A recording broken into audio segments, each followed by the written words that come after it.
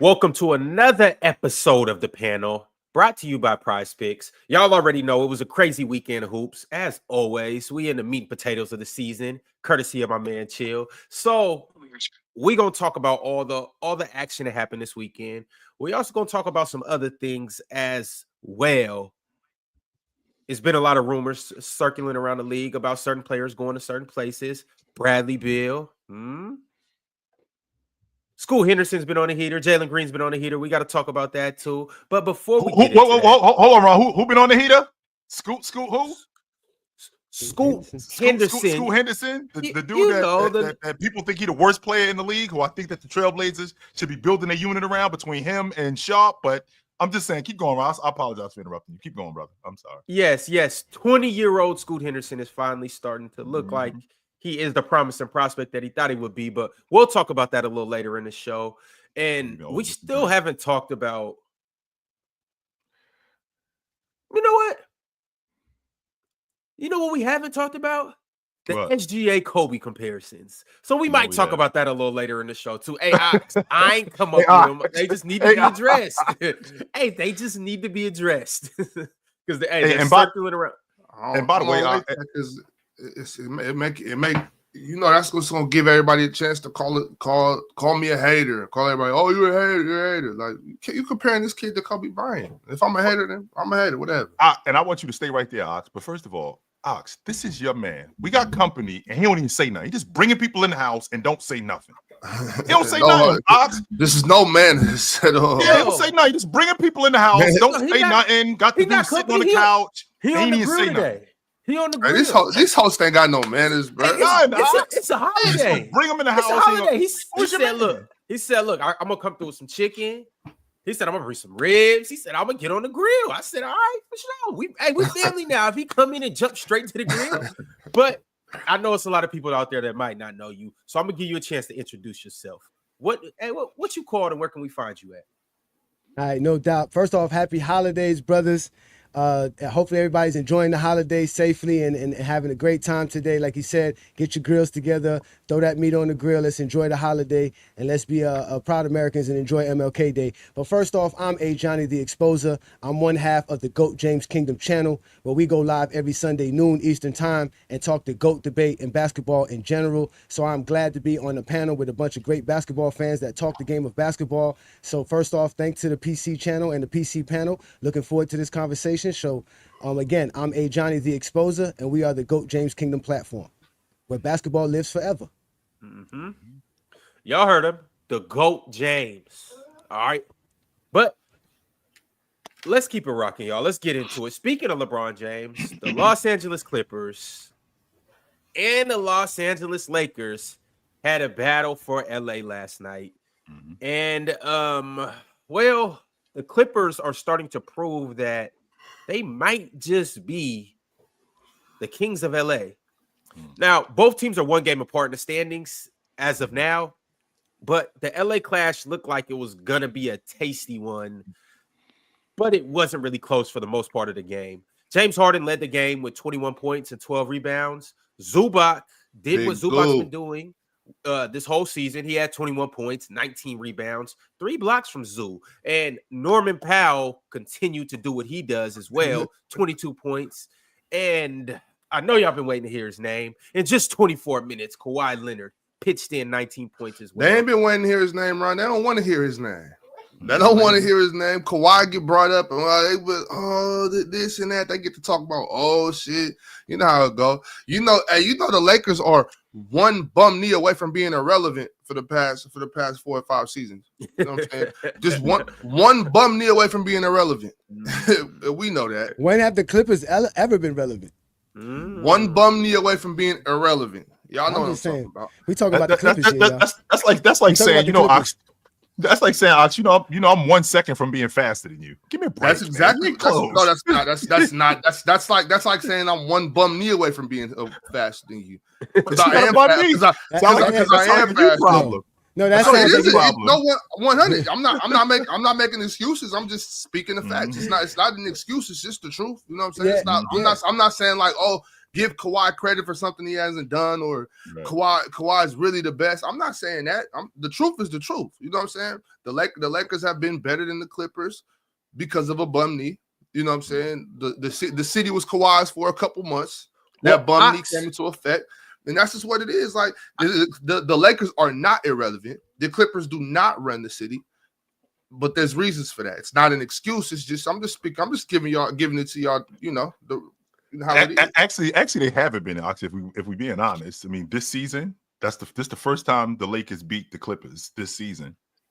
I think it was this season. They've beaten them once since they won the NBA championship in the last 5 years. The Clippers own the Lakers. They own them.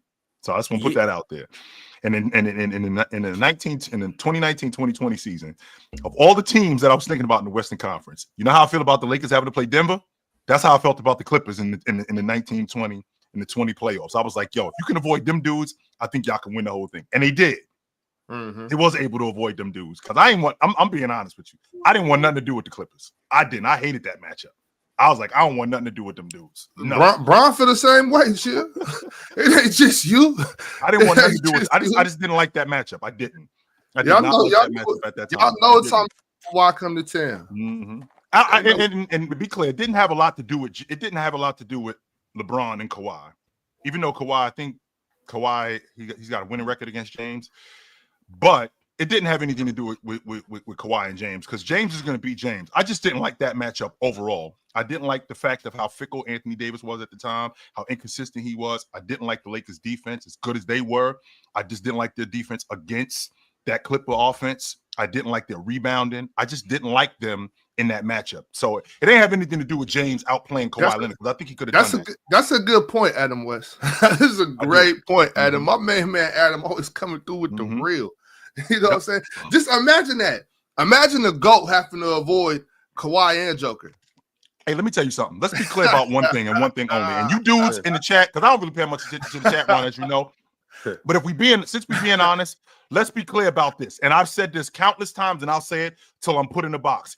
Teams duck smoke all the time. Teams duck smoke all the time. Hey, chill. Just out of curiosity. Sheer curiosity. You know what I'm saying? You know me. I just like to have conversations. Curious. I'm a curious dude. You know? 100%. Who did Jordan have to duck? Houston. He would. He ain't want nothing to do with Olajuwon. He said that. He's on record saying that. Whoa. When did he ever have to play Olajuwon in the playoffs and championship? That's the point right there. He didn't. That's the point right there, Ox. So once again, and y'all know I hate this. I hate having basketball talks based on interviews and based on he said, she said. I like to keep it on the hardwood. Okay. We've seen Jake. We've seen what you're talking about. Oh, sure. I don't want to with this team. We've never seen Olajuwon give it to Jordan in the playoffs. Okay, so how you duck a team that couldn't get there? That's like saying Kobe ducked Bron when they was making them Nike commercials. That's not Kobe's fault. Kobe got the job done. He was waiting for the young fella, like, come get you some. And yes, he was. Could it done. Correct. You know what I mean? Somebody was over there in the East not getting to it. Okay. Wow. You could use that. Keep going. No, I'm done. The same logic that you're using for Kawhi Leonard, when have the Clippers played the Lakers in the playoffs? Never. They haven't played them in the playoffs. However, they own them. That's a bad matchup. So in 1992, when the Rockets had beaten the Bulls for the 5th time in 6 years, Jordan is in the interview saying to the reporter, it's a good thing they can't get out of the West. Why is that, Jay? What's the problem with the Rockets? We ain't got no answer for that monster that they got. I don't think we can do it. Chill. Be that as it may. He's just showing the Kings some love. He ain't. He really didn't want nothing to do with that dude. That's really what it is. And Hakeem ain't want nothing to do with Pippen. Hakeem ain't want nothing to do with Tony Kukoc. All right, I'm going to leave Jordan out of this. He ain't want nothing to do with Phil Jackson. Once again, I'm going to leave Jordan out of this. He ain't want nothing to do with that dog. With them dogs over there. Even though Phil Jackson is notorious for playing one-on-one. Robert Horry will tell you that to your face. He's notorious for leaving players one-on-one with other players and making them figure it out. So imagine at that time, this was in 1992, imagine Phil Jackson leaving Bill Cartwright one-on-one with Hakeem Olajuwon. Are you kidding me? He's not leaving him down there. He's leaving him down there by himself. He's going to leave him by himself. And then on top of that, please, Ox, don't tell me that you want to switch Scottie Pippen onto Hakeem Olajuwon. I didn't say that. I said just come with that double. You chill. So you tell me you never seen the Bulls double alone. You never seen the Bulls double Charles Barkley. I seen it. I know. I seen Horace Grant. I seen Horace Grant dealing with Charles Barkley most of the time. I seen Dennis Rodman fighting with Malone the majority of the time. That's what he was doing the majority of the time. There wasn't many double teams going on. Same thing with Robert Horry. Steady complaining to Phil Jackson. He needed some help with Tim Duncan. Steady complaining to Phil Jackson. He needed some help with Kevin Garnett. But you good. You could deal with him. So imagine Phil Jackson. You can handle Olajuwon. No, I really can't. Well, you know, chill, I'm not gonna pretend to know more than Phil Jackson. If Phil Jackson said we single coverage when we single coverage, Phil know what he's doing. Mm-hmm. Yeah, well, I hope they're not single coverage on the other end. Hey, because we got more mismatches than y'all got. Mm-hmm. Like I said, I'm leaving Mike out of this. I'm talking about cool coach, and I'm talking about Scottie Pippen. Mm-hmm. Don't leave Mike out of this, Ron, because that's what things get. That's what things get unfair. Hey, and look, I'm not saying that Houston for sure could pop him. I do think it's a 7-game series. But if they couldn't pop Phoenix, they can't pop Chicago. I'm just saying it's not that sweet. That's all I'm saying. Wait, but then Jordan ducked the smoke in '99. Duck smoke. Yeah. Against who? Against who? Against the league. He quit. He quit. That's right. No, he quit for sure. But he quit. I mean, he ducked the smoke. He ducked the smoke. He said, "I can't have my coach. I can't have my best teammate. I don't want to play. I don't want to go out here and play by myself. I'm ducking smoke." He quit. That's ducking the smoke. That's ducking the smoke. But who was he ducking at that time? Maybe was he bored or was he Utah? I mean, Utah was still the team. Utah was still the team to be around that time. You ducked the team that you just beat twice in the finals. Yeah, because you don't got Scotty. Man, come on. We all know what this is. Jordan was ducking boredom. Ron, he did quit. Ron, he did quit. Yo, Ox, you've been in the gym. I've been in the gym with you when we ran the court for 8 straight games, and it's just like, and then here's what happened for 8 straight games, and then a new group of kids come in, and you like. But not the Hooper kids, the kids that come in, they throwing up trick shots and stuff like that, and we like, man, I'm not gonna play against y'all. That wasn't going on in 1998, 1999. That was not. Right. It was some youngsters coming through. I mean, I don't think Jordan was particularly ducking anybody. He was ducking. He was. That sounded like ducking to me. I done ran through the league enough. LeBron said, "Give me Vogel, give me Cam." Give me whoever, I'll still play the Clippers. LeBron's still playing. He ain't quit. I'm still here, no matter what you give me. Yeah, but I don't need Scotty. AD though. And AD, and just like he said, AD's a bum knee away from being off the floor. Just like Kawhi. But I can't believe we started all of this off of the Clippers. AD been balling. That narrative of him not having AD not being healthy, that's played out. Yeah, season? Because of one season? That's played out, bro. Because of one season. First of all, AD been healthy. Can we get back to the topic at hand, Ron, which is how the Clippers been serving the Lakers. First of all, last night, if you watch what was going on, the Lakers are not one of those teams who benefits off switching. They're not that good to switch. Like the Celtics are a real switch heavy team. And the reason why they switch heavy because they got a lot of guys at multiple positions who can guard multiple positions. The Lakers don't, but they switch a lot. So when you get Max Christie switched onto Zubac in the post, that's a bad matchup. What are we doing here? Right? Yeah. We substitute for Anthony Davis's lack of ability to be an anchor on the defensive side of the ball. That's the problem. The Lakers defense suck because Anthony's not a good anchor defense. He's a great rim protector, and that's it. We can switch Anthony Davis all day long because he ain't gonna do nothing. He ain't gonna stop the passing lane. He ain't gonna stop the driving lane. All he's gonna do is try to block a shot. I don't know about that, Jay, because Anthony Davis is a real good roamer. He's great in rim protector. Yeah. No, not just the rim protector. He can blow up your deep. He can blow up your offense with roaming. He can blow up your offense around the rim. He can blow up your offense. Yeah, around the rim. No, not just around the rim. He can switch on the perimeter, and he can play on the perimeter as a big. He can switch on. He can switch on the perimeter players. 100%. He's been doing that. Hands now. This season, he hasn't been what he was in the past. That's so. I won't argue that point, but I will argue the point that 100% he can switch on the perimeter. 100% he can guard in the post. I'm sorry if he can't deal with Joker, right? I'm sorry if Joker is kicking his ass. Joker kicking everybody's ass. I apologize that he can't handle Joker. He got his ass kicked last night against Zubac, 100%, but that doesn't happen often. No, that does not happen often. Sure, that happens a lot with Anthony Davis. It doesn't happen with Zubac. Versus big men, it happens a lot. It happens a lot versus Anthony Davis and big men, a lot. His post defense is also questionable. Based on what?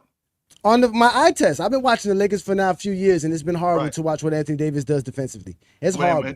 And what are those things that he does bad? Because when I watch Anthony Davis, He doesn't get knocked off his spots as easy as you think. That's number one. Number two, like you said, he's damn good at the rim. His hands stay busy. He is physical when he goes, and he's a great rebounder, so he stops possessions. So with that, and on top of that, he can guard on the perimeter when a big steps out and gets a hand up. He can do that, and he can disrupt defenses. And when we get back in the post, when you're going up against bigger guys, yes, he may struggle against Joker, sure, because, I mean, everybody struggles against Joker.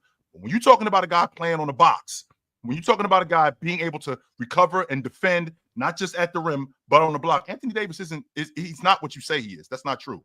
No, he's exactly what I say he is. When he's on the block, he doesn't prevent the pass for one entering the block, nor does he prevent the position of the actual offensive player. He's not good at doing that. The offensive player always knows where they can get their spot on Anthony Davis, no matter if they're actually being the poster guy or if they're being the guy that he has to defend on the perimeter. When he has to switch, he does not protect the driving lanes well. He does not protect the passing lanes well. He always gets blown by a lot. His defense on last second shot, which is what a lot of people like to bring up, him defending a guard in the perimeter on a last second shot where there is no other option but that guy to shoot that ball from the perimeter.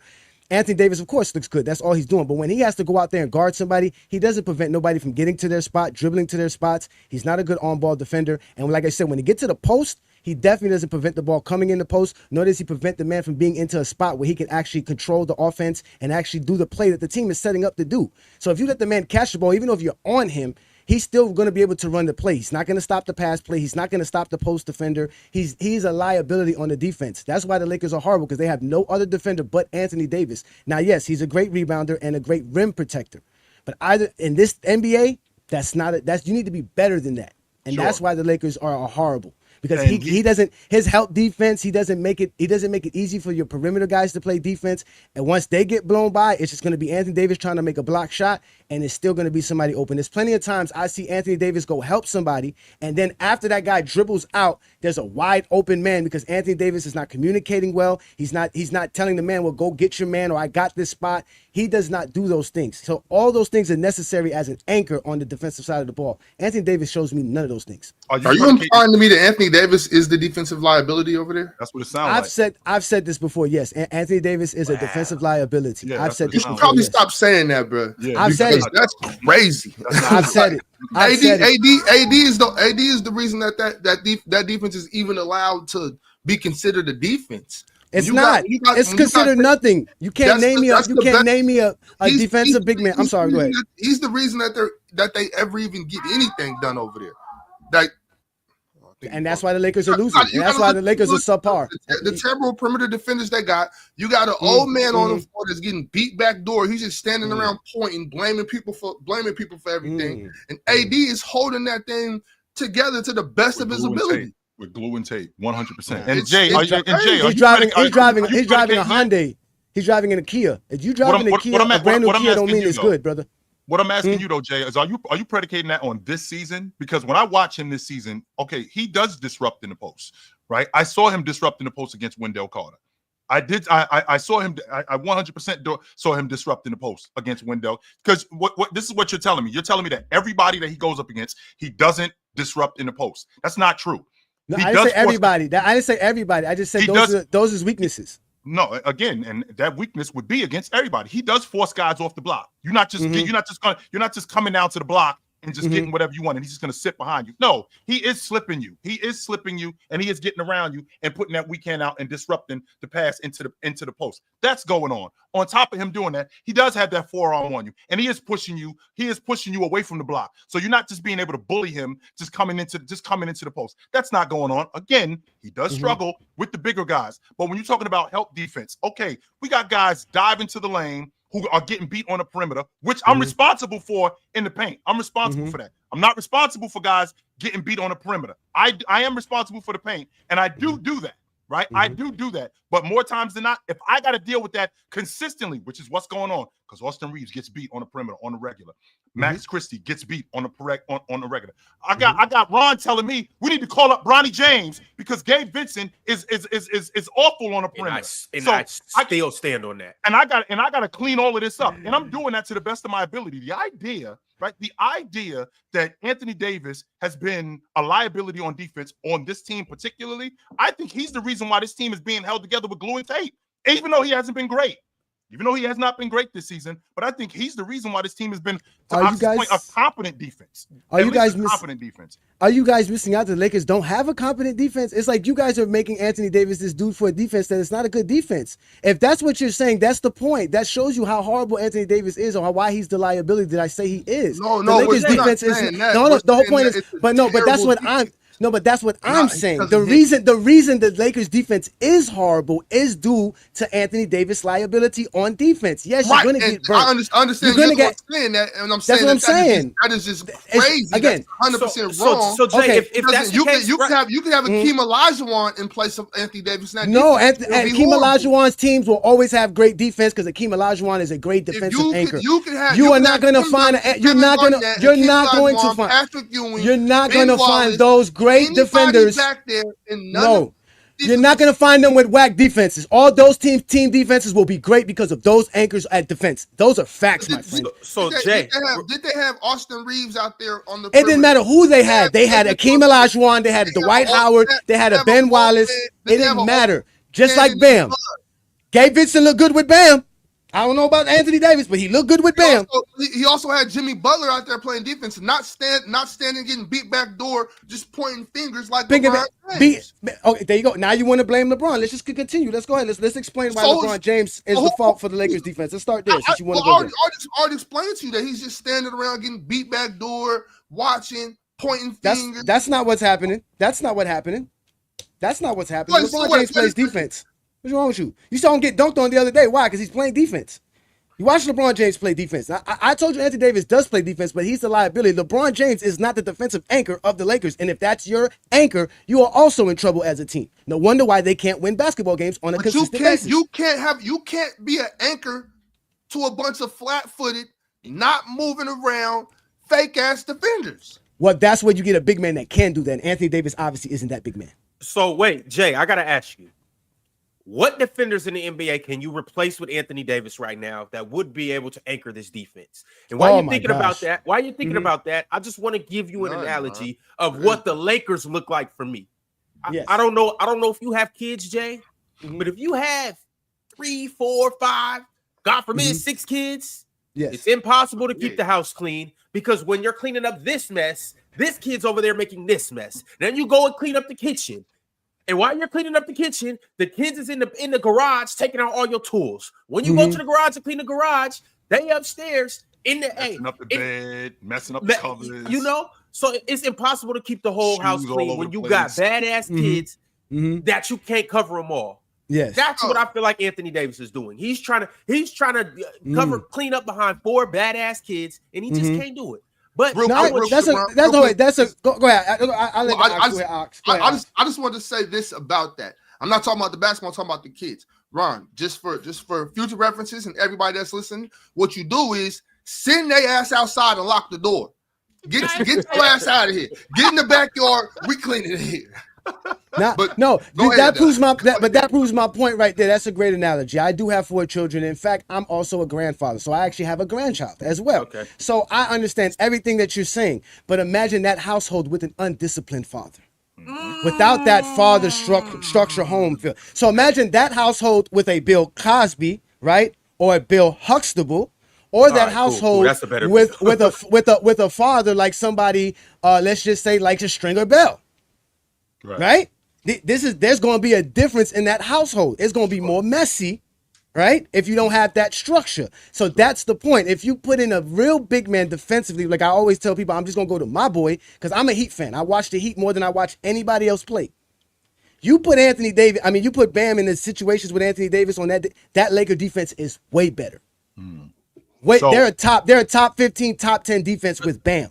Without Anthony Davis. You said Bam. Who else though? Who else? Again, in today's NBA, we talking about Evan Mobley, right? Because shout out to Chilltown for letting me see Evan Mobley's defensive presence. He's a monster as well. He helps out on the defensive side. You're talking about Rudy Gobert. You're talking about guys like Jared Allen. Obviously, Wemby, Jared Allen's also another guy that you get. Even Joker to a certain degree. When I watch Joker play, and I watch Giannis play, the way they cover the amount of space that they can cover, the intelligence that they have, the communication. This year, there was a game versus Denver and Minnesota where Rudy Gobert and Anthony Edwards were explaining to the media a play that they did at the end of the game. And in the middle of them explaining that play, they said, man, did you know Joker knew the play and we didn't even call the play out? We didn't have a signal. We didn't do nothing. We didn't say what the play was. We were silent. Just by where they were positioned, Joker said, yo, they're running this. So I know. So because I know what's going on. Okay, that doesn't mean that I'm competent enough to thwart it. But I want to go back to what I get that. I want to go back to what we just got finished talking about when we're talking about great defenders. I mean, we've seen Anthony Davis. I've seen Anthony Davis with my own two eyes, and the statistics tell me that he's anchored a great defense in the league, not just in the league, also in the playoffs, as a roamer, as a glass cleaner, as a rim protector, on the perimeter. I've seen him do that. I watched the Lakers, who were 2-10 to start the season. 2/3 of the season is over. They're going into the playoffs. They're arguably the best defense in the league. He's running with Austin Reeves, who we saw in the FIBA World Championships get picked on the regular. He's running with Rui Hachimura, who we know for a fact is not considered a defender. He's running with D'Angelo Russell. And this team is coming into the playoffs arguably as the best defense in the league. And that's largely due to Anthony Davis. Now, maybe because what we have going on right now has been wearing on him, that he hasn't been up to snuff defensively this season. But the idea that he's a liability, we're talking about a guy who's been in the top 3 in the league in rebounding. He's one of the best shot blockers, if not the best rim protector in the game. 100%. He's one of the most switchable guys in the game. This hasn't happened this season, and I think it's largely due to the schemes that's going on with this Laker team and the stuff that he has to clean up. He is responsible as a defender for a lot of what's going on. I don't think that as good as Bam is, and I'm a big time, you know me, Jay. I'm a big time Bam Adebayo fan. I'm not sure that Bam Adebayo is overall a better defender than Anthony Davis, off the strength of his ability on the glass as a rebounder, his ability at the rim, his ability to protect the paint. And I don't think that he is the defender that Anthony Davis is. No. Mm-mm. Yeah, he's covered way much more space than Anthony Davis can, to be honest with you. That's just how I feel about it. Today's NBA, you got to be able to cover space. Guys can do so much from so far from the rim. So it's not just about protecting the rim and being a rebounder. You have to do more than that as a defender. You have to disrupt plays. You have to disrupt dribbling lanes, driving lanes. You have to cover for so much space. There's rotations that need to be made. You have to know what rotations are done. All of that is important in defense. And today, it's an intricate game. It's Anthony not Davis just as does simple. that. No, I'm not saying Anthony Davis doesn't do these things. I'm just saying he doesn't do that at a high level, and it's definitely noticeable when you see how horrible the Lakers defense is. I'll just have a quick question because I think I missed something there. Did you say that Nikola Jokic is a better defensive anchor than Anthony Davis? Because the chat's saying that you said that, but I didn't hear you say that. You guys asked me who defensively, what kind of big man that I would look at. That if I said you're gonna put on the Lakers that I would play better defense, and I would use Joker does a lot of things, bro. Again, there's a lot of numbers that people just don't see, and there's a lot of things in the game that people don't notice about like Joker. What? There's a reason. Like what? Like what? All right, the simple things about positioning. About positioning. Positioning is not something you can see in the stats, Chill. Where you position yourself, that's what I'm saying. He covers enough space. You don't see teams switching on Joker. We don't see Joker getting exploited that way. That's because they have smart defensive strategies. Teams come up with defensive schemes as a team. And he's coaching, not though? That has nothing to do with Joker. They do a great job Joker. He's allowed to. Yeah, he's allowed to do that because Joker's so intelligent. Joker's so smart. even with his defensive liabilities as far as not being agile enough, not being quick enough, which is what people want to say can't jump high enough. But he has a good wingspan. He's strong. Right. He's smart. And you see it within the numbers and within the game. Right. There's a reason why teams switch. I always tell people all the time, NBA players play great defense. There's a lot of great defenders in the league. There's a reason why they're switching on to Anthony Davis. Why are you taking Max Christie off of my man? Because Max Christie plays better perimeter defense than Anthony Davis does. Well, hold on, right quick. Right quick. Hold on. But you see teams not doing that, though. You don't see teams doing that. Yo, Jay, I gotta ask you this question. I just gotta ask you this question. So you're saying that Nikola Jokic is a better anchor than Anthony Davis on defense? He plays defense better. That's what I can say. I'm not gonna say he's a better anchor. I don't know. I don't think Anthony Davis. I don't think Anthony Davis is a defensive anchor. If that's the whole point, I don't think he is. I don't think he's a defensive. Wait. You said Nikola Jokic plays better defense than Anthony Davis. Yes, he does. Listen, Jay. But I'm not gonna tell you give me Joker to anchor the best defense in basketball. That's the point. If I'm gonna anchor the best defense in basketball, I'm not picking Joker. No, you asked me who would I replace Anthony Davis for the Lakers. And I believe if you put Joker on the Lakers, he would be better than Anthony Davis defensively. So their defense would be better.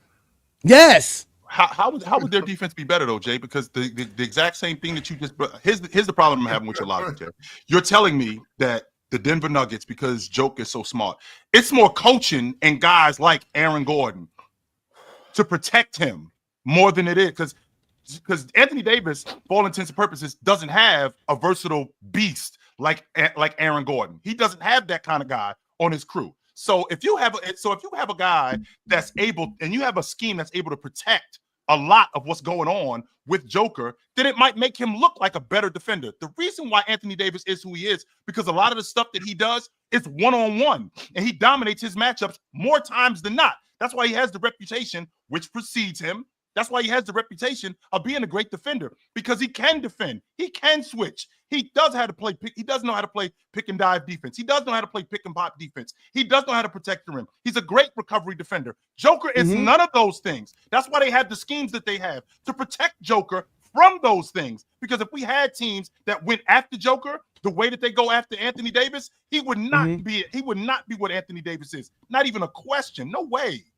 So are you saying? So you saying that there's no coach that Anthony Davis had in the last 3 years, which they've had 3 separate coaches in the last 4 or 5 years, that could figure out a way for the Lakers to play better defense?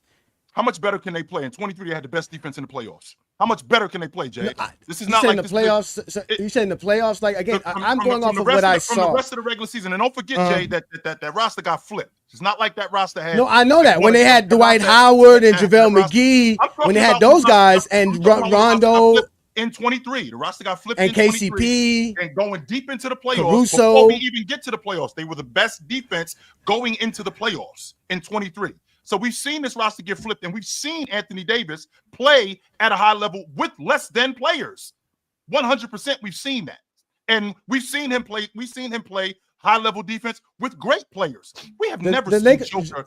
The Lakers had the 20th defense in 2023. They had the 20th defense in 2023. That's not good. 100%. That's not good. That's not good. After the All-Star break, and after the trade deadline, going into the playoffs, they had a top 5 defense. I think they had the best defense in the league going into the playoffs.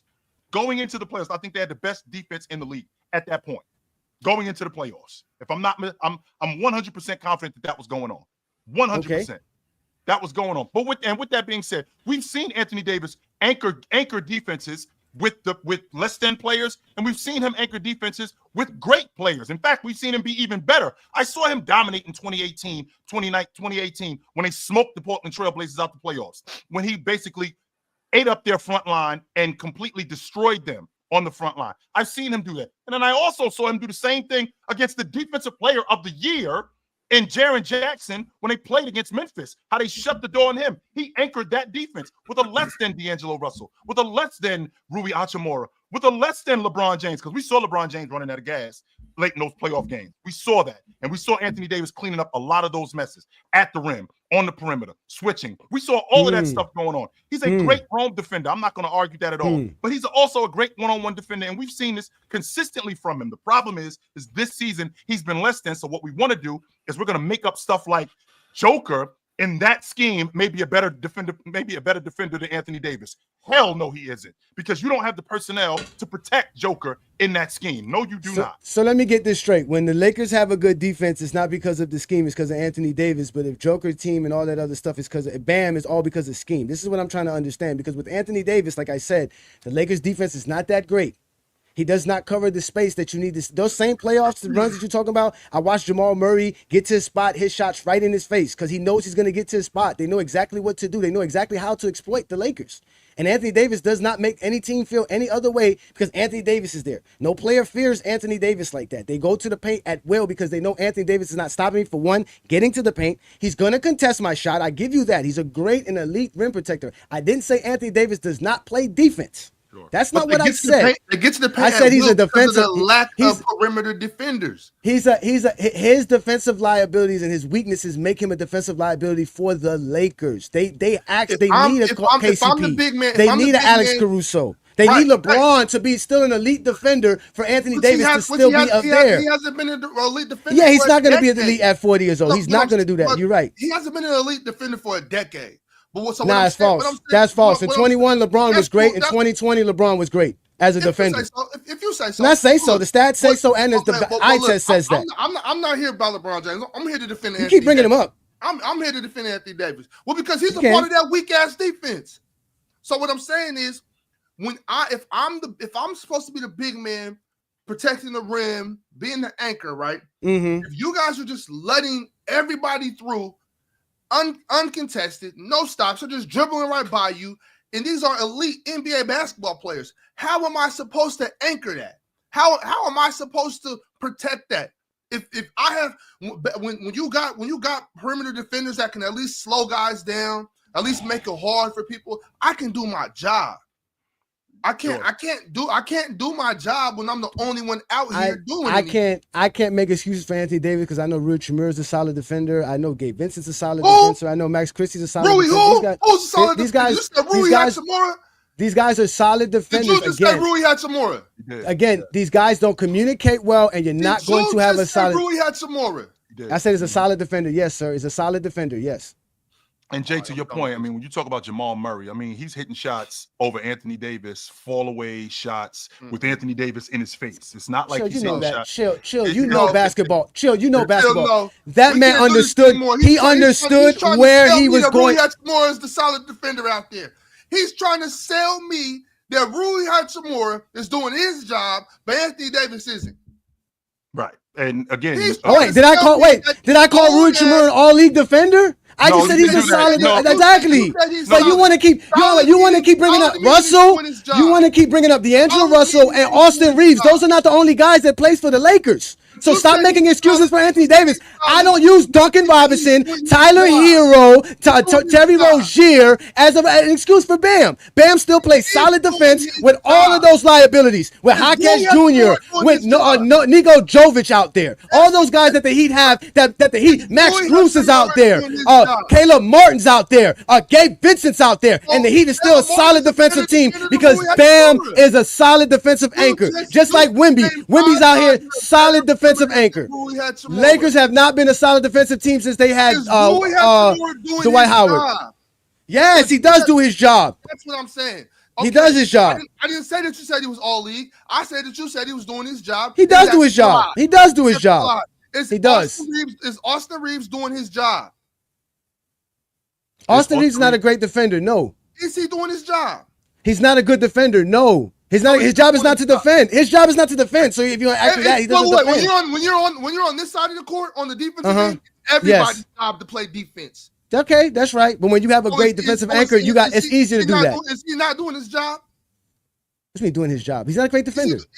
Well, those two things are the same. Those two things are different. I don't understand his question. He's asking me what his job is. He don't know what his job is. Ox don't know what the game plan for the Lakers are. He's just talking out his. He don't know the game plan. I don't know what the game plan is. I don't know what Austin Reeves is supposed to do on the screen and roll. We don't know this. We just sit around here just making he's just a bad defender. You don't know that. You don't know Anthony Davis's job is either. Then I know what a defensive anchor job is, and that's what I explained. Okay, that's what I explained. Okay. So look. Okay. So if you can assume that, I can assume that Austin Reeves' job on defense is to stay in front of his man. I can assume that his job is to guard his man. And he does it the best that he can. It's not that good. Yesterday, okay. That's all I wanted you to say. Yes or no. Okay. And same thing with Anthony Davis. He does the best as he can, and he's not that good. Is LeBron James doing his job on defense? LeBron James, yes. Yesterday, don't ask me nothing about LeBron James. You don't want the LeBron James conversation, Ox. You had plenty of time to show up on Friday night. Don't get tough on your show because you could have came on a Friday night and had this conversation. Don't get tough now. It's fine. Well, hold on, right quick. It is a holiday, and we can deviate from our plan and turn Monday morning into Friday night. Okay, hey, we can do that quickly. Anyway. We could talk about. Shout out to Mars. Talk about anything you want to talk about. I want to know. I'm here to have a show about conversation. I knew this was going to happen. I can have my opinion. I can never have my opinion. I want to know if these guys are doing their job. Because if they're not, how can Anthony Davis do his? Okay. If you want me to ask you what D'Angelo Russell's job is, D'Angelo Russell's job is to funnel. No more. Again, Austin Reeves' job is to funnel the man to a weak spot. It's to funnel a man to a spot where he can't take his best shot. That is actually every defender's job. Does Austin Reeves do a good job at that? No. That's why he's not a great defender. That's all I'm asking. Okay. So if Anthony Davis is out here with a bunch of dudes that aren't doing their job, these guys are just coming down the middle, uncontested. And you expect Anthony Davis to just save everybody? Because Bam ain't doing that. Bam is doing that because that's doing that, Jay. Wait. That's the point of scouting reports, film study, practice, team chemistry is okay. If this player's on this side of the block or this player's on this side of the court, we want to funnel him here. And I, as the defensive anchor, just like all the great defensive anchors of all time have ever done, have always told them. Nikola Jokic? I didn't say Nikola Jokic was an all-win great defensive anchor. I didn't say this, ladies and gentlemen. You asked me who can I put on the Lakers to make them play better defensively as a solid big man. And I think Joker's one of those guys. That's all I said. They're not going to be one of the top defenses with Joker neither. That's not going to happen. You're still going to need a team chemistry, but they'll have a better team chemistry with Joker because he communicates better than Anthony Davis does. That's the point. He's smarter than Anthony Davis. So when you get Anthony Davis on the floor and he's not communicating, I mean, these are simple things. I know you don't like interviews and players talking, Ox, but when Gilbert Arenas talked about how great the Orlando Magic defense was with Dwight Howard, he explained it. Dwight Howard used to tell him, let that man come here. I got this spot. I got this. I got that. And he controlled the pace of the game and everything from 10 feet in. That was his job. And Anthony Davis, I got you. Anthony Davis can do that. Within 10 feet, if we were playing 1900s basketball, Anthony Davis would be the most elite big man of all time. But in today's NBA, we have to see him out. Yeah, we have. I understand that, I've seen him. I've seen Joker out there. I've seen all big men get pulled out. I've seen Rudy Gobert get pulled out, and people tell me he's a horrible defender because Luka scored a jumper on him. That's just not true. But that's what I hear because he got pulled out, right? Because that's what happens. They're going to pull you out. I don't want Jaden McDaniels on me. Give me Rudy Gobert. I can get the space I need with Rudy Gobert. He knows he can get the space with Rudy. And that's what teams know. I can get my space. I can get to my spot. Anthony Davis is not stopping me from getting to my spot. He will contest my shot at the rim, and that's it. And he will get the rebound. I got to step in right quick. I do want to ask a question. And then Mars, obviously, you are next to be tapped into this argument. But first off, like the video, subscribe, and shout out to everybody that's in here early on this Monday morning. Happy Martin Luther King's Day. But maybe, because you've kind of convinced me now that maybe Joker and AD are on a level playing field. Relax, hold on, relax. But I gotta ask you this though. I really gotta ask you this. Could it potentially be that AD is just aging before our eyes? No, he's 30 years old, Ron. Don't do that. Don't start this, man. Don't not start this, Ron. So then how is it that he's not able to anchor this defense to a high level then? The reason why he hasn't been able to anchor this defense, one, he is not as good as he was last season. Two, this overall unit, defensively or offensively. I'm just talking about. No, we're talking defense. We're just talking defense. I'm saying, if he's not that good, that means he's regressed, right? Or is he just having an off season? I think he's just having an off season. Is he still an all league defender like he was last year? Not this season. I don't think so. Last year he was good. I give it to him. We talked about it. No, I said he was good. I remember I told you he was going to make first team because there's no positions. But if there was positions, he probably wouldn't have made an all defensive team last year. Considering, let's see, who made the all-league defensive team last year? Wemby made it. Bam Rudy Gobert made it. And he made it. He was a top team, and I think McDaniels was the other first guy. If I'm not mistaken, Anthony Davis was first team all. He was a first team. Yeah, he was first team. He was. Yeah, he was. Because it was positionless, and y'all already know how I feel about the whole position thing. My issue is with this Laker team. With this Laker team and how it's being put together, and what Anthony Davis does to anchor this defense regularly, and the stuff that he has to clean up, which he's done over the course of his 7-year career with 6-year career with the Lakers, cannot just be thrown by the wayside. Just like you said about Bam anchoring that defense. Bam anchors that defense because, one, like you just said, there's a scheme there. There's a scheme that let's be clear about one thing. They do a great job in protecting Tyler Hero. They do a great job in protecting Duncan Robinson. They do a great job in protecting, let's see, Terry Rozier will compete on the defensive end, 100%. They do a great job in protecting Jokic, right? They do a great job in protecting all of those guys. Same thing with Anthony Davis. He's done a great job in the past in protecting all of these guys. One of the main reasons why they were one of the better defenses in the game was because of him, because of his rim protection, because he can beat guys 2 spots in switches. He does that because he can play in the post. Because he's a disruptor. He does all of these things that are necessary in order for his team to win. The problem is that they run into the Denver Nuggets and that defense just looks whack. It looks whack. But Anthony Davis this season in particular, he hasn't been what he's been in the past. That doesn't mean he's not still a great defender. That doesn't mean that at all. I mean, I can't say he's not going to be a great defender. The guy has block titles. He has all defensive selections. That's not what I'm saying, y'all. I'm just saying he's a defensive liability for the Lakers. That's just what I've noticed. Watching, and trust me, I hate watching the Lakers. You know this, Chill. I'm a Heat fan. Staying up till 12 o'clock at night watching the sorry Lakers lose.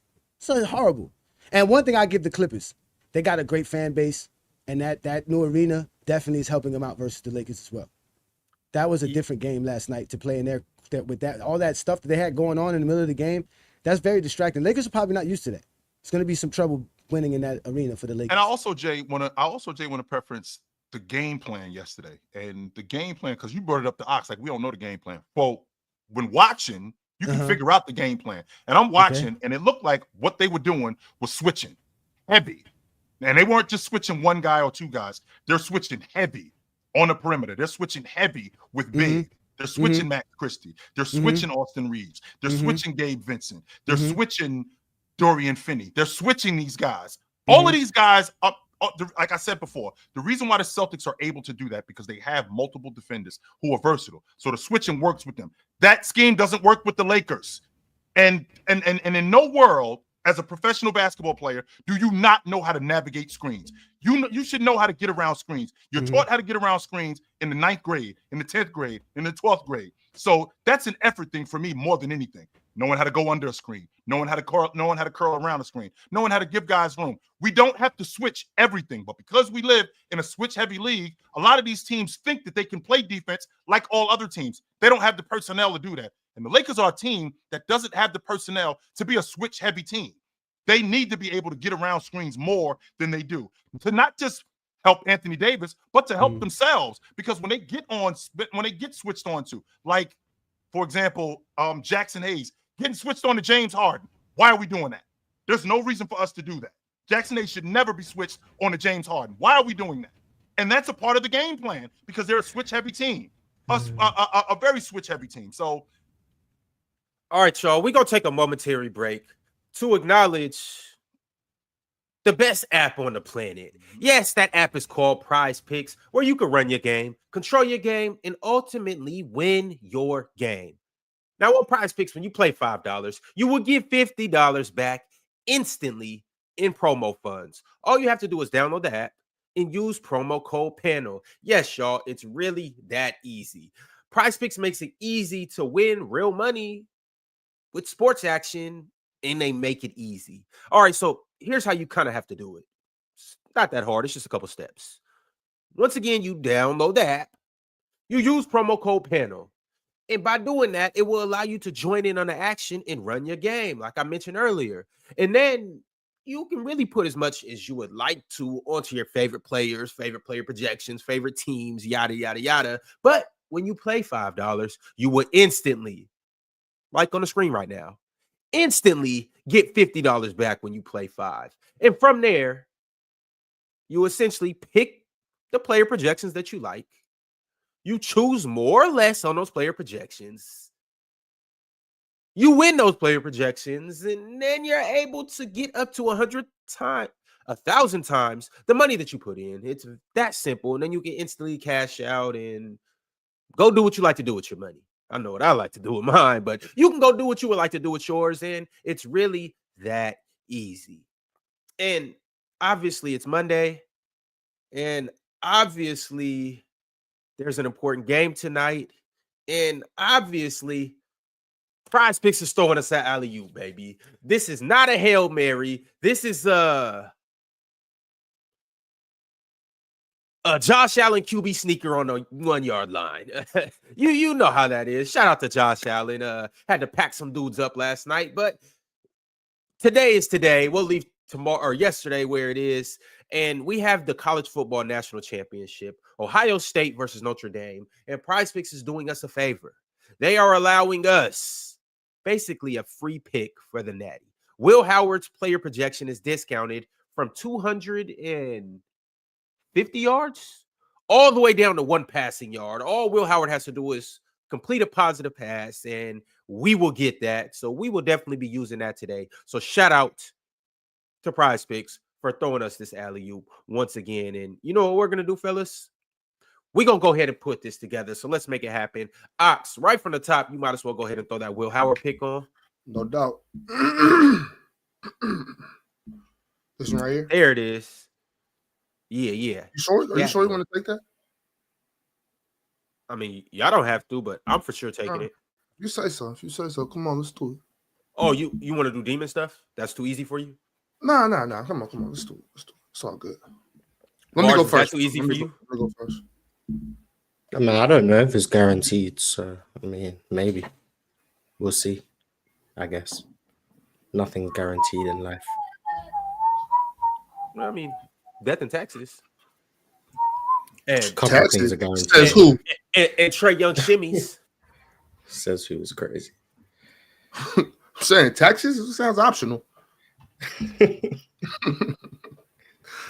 Yo. Yeah. All right. Who's next? Y'all got problems, yo. Mars, I think it's right there for you. Yeah, Jalen Green last. Thank you. All right. Look, I'm tired of carrying with OG and DeMontis, y'all. Let's be for real. Okay. All right, chill. Assault Thompson's at 5 points. What the hell? That's a goblin. Oh, okay. Chill. You muted, Chill.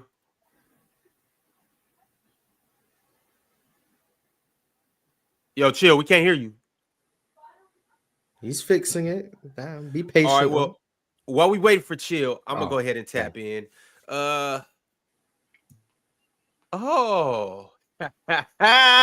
It's a certain game in the Garden tonight. Where my jacket at? I'm gonna be right back. Hey, type in Trae Young. Ron is so unserious. Oh, 3.5 rebounds. 3.5 rebounds. I might be inclined to take that more. It's a demon. What's the assist number? What's the assist number? For Trae, 10 right now. Guaranteed more. Damn, he's got a quadruple demon?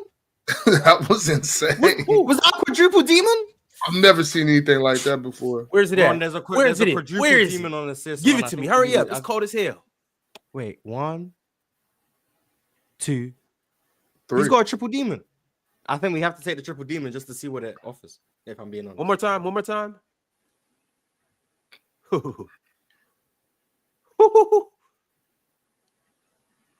Yeah, Ron, I tell you this right now. You have to I have Trae Young on my fantasy team, And I always tell my wife this because she's a Knicks fan and she hates Trae Young. But I tell her it doesn't matter what happens. I look at my notifications by the end of the night of Atlanta Hawk game. It'll tell me Trae Young got 12 assists. I don't know why. It's always 12 assists, 12 assists. It never says 10. It always says 12. This guy's a monster when it comes to assists. Love me some Trae Young. That's why you take that triple demon on. Well, hold on, though. Before we do that, can I see Trae Young's points and PRA? Mars, I might want to take a triple PRA demon. Ooh. Does that exist? 44.5. No, it does not exist. I just want to see what the prize is for a triple demon. I'm just curious. Got a double points demon. He's for sure 40 and 15 tonight. But give me the assist. 40 and 15 tonight. He frying them dudes in the garden tonight. Hey, New York. You might as well just take this thing, right? Hey, New York, because we need watch to get the Nets tonight. That's gonna be a sick game tonight. Hold on, wait a second. I just want to see. I want to see if it's really a difference. So on this 11, let's say we take that, right? That goes. Yeah, to we 5. doing science right now. Right now. 570. So practically 2.5 times ish. 6, oh my god, 760. Oh my god. Oh man. Oh my god, yeah. We need the triple demon. Ice Trae, baby. Hey, see, this is what Trae Young do for us. All right, chill. You got it. I'd like to take a look at that Golden State Laker game. Golden State Boston game. Okay, we'll go Boston or Warriors first. Okay. Boston. Because whatever Jason, I'm taking less. I'm taking less. Yeah. I don't know what but it he is just about. had a bad game, so he gonna redeem himself. Nah. Less than 26.5? Let's see what we got. We got 30.5 on points and assists. Yeah. 9 rebounds. 40.5 on PRA.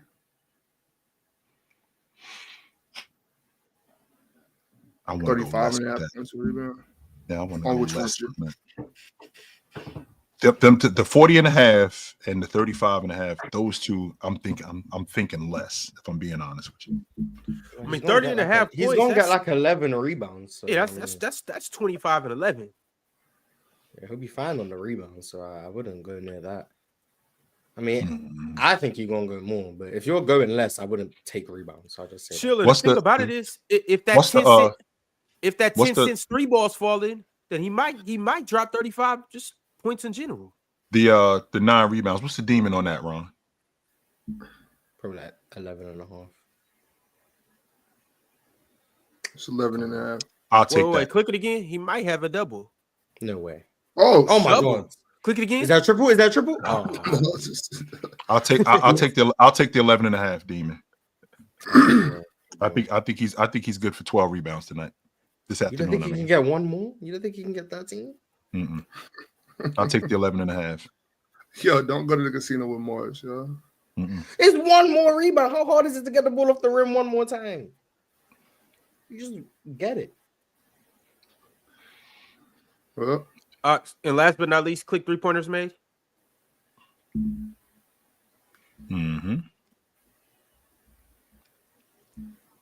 They have one for right Jay, be patient with us. We paying some bills right now, brother. That's fine. I'm watching. Go ahead. What you want, Ron? Go down to Dunwoody. Oh my god. Doesn't that game start like right now? He said Dunwoody. That's about to, I think it's too late, Ron. It's just I think you might be a bit late because that game's about to start. I don't know if that's okay. Ron, how did Leicester do, by the way? What you mean? Leicester, how you do yesterday? Ron didn't have no money on it. He ain't had no money on it, so he didn't watch it. He's a parlay watcher now. Oh, damn. So you only watch the Nuggets when it's time. Okay, interesting. Fair enough. I mean, he had 19. It would have been less. But all right, we'll just leave it as is. You can go ahead and send this through. We got Will Howard. Basically a free pick, y'all. I'm advising you guys to download the app and use Will Howard's free pick tonight. And make sure you also use the promo code panel. Will Howard just needs to throw for a yard in the college football national championship. So that's on there. Y'all know who Ox is. Y'all know who Ox is going to rock with. We got OG and an OB PRA, but it's a demon PRA, 29.5. against the Atlanta Hawks. He's going to get that in a losing effort. And then we got Jalen Green. Y'all know who Mars is. You know he's going to select Jalen Green, and you know he's going to go less than 24 points. You know who I am, and you know who New York is when Trae Young steps into the arena. They just hell. 14 assists. Holy 14 assists from the league's leading assist maker. He just pulls assists out of thin air. They're falling like snowflakes for ice chilly Trae Young. And then we got one more demon pick from Jason Tatum, 11.5 rebounds more. And this will turn $100 into All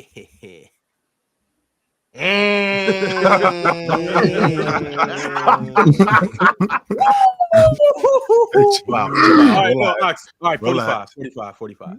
Relax. Let's chill out. Mm-hmm. Okay. You know, hey, Johnny, you know why we doing 45? That's a bad luck number, dog. Why is it a bad luck number? Because that's what Trae's about to have tonight. Mm-hmm. That's a bad luck number. Hey, it looked good. It looked good when 4-5 came back. No, it didn't actually. All right, chill. What you want to put on it? Chill. What you want to put on it? That's why he. That's why he went back to. That's why he back to 23. That's why he went back to 23. That's why that 45 wasn't working. He let Nick Anderson look better than him. That's why he went back to 23. Ron, put $47 on it. All right, go ahead. Put 47 on it. 47. Why 47? What's going on with 47? Around well, just because today is the inauguration of the 47th president of the United States of America. Dang, you know what? They really inaugurating Trump on MLK Day, ain't it? That's crazy, right? That's crazy. Send that through. Hey, ain't that America for you? That's crazy. Send that through. 47 for the 47th, and we got 4 demon picks, so this should be amazing. I can't wait to be back tomorrow. Hold on. Oh, because we get using the discount, so we can't go over 25, huh? Because you got that the kid on there. Mm-mm. All right, cool. Well, yeah, put 25 on it. Yeah. God damn. And for the record, Notre Dame, this ass whooping was really for Penn State, but they ain't had the nuts to show up. So now you're gonna have to get it. Chill. I don't know. This is who it was for. It was for Penn State. They was ready to whoop their ass, but Penn State ain't had the nuts to show up. So now you're gonna have to take this ass whooping. Chill. Them Notre Dame boys is tough. And I'm rocking with Notre Dame, but here's the thing, chat. Drop it in the chat who you guys are rocking with. But aside from who you're rocking with, pull up tonight because it will be me in the big-headedest dudes on Players' Choice. Yeah, it's me and Headache Gang. It's me and Bama and J-Rob making his return to Players' Choice. Tonight on the panel, we will be watching the national championship, Ohio State versus Notre Dame at 7:30 p.m. Eastern time on playback. Me and Headache Gang. So show up and just, enjoy the entertainment that you're going to get because it's going to be A-level entertainment. Jay, you ain't never seen somebody turn somebody up like how J-Rob turns up Bama. You ain't never seen nobody turn somebody up like him. And it don't take long neither. He go from 0 to 60. Yeah, I'm not a football guy. I stopped watching football a while back. But, yeah, I know college football. College football is definitely a big thing. People love college football. It's definitely big. So, should be a good game. Mm-hmm. All right, well, y'all, you know what time of the week it is. You know what time of the day it is, and you know what we do on Mondays.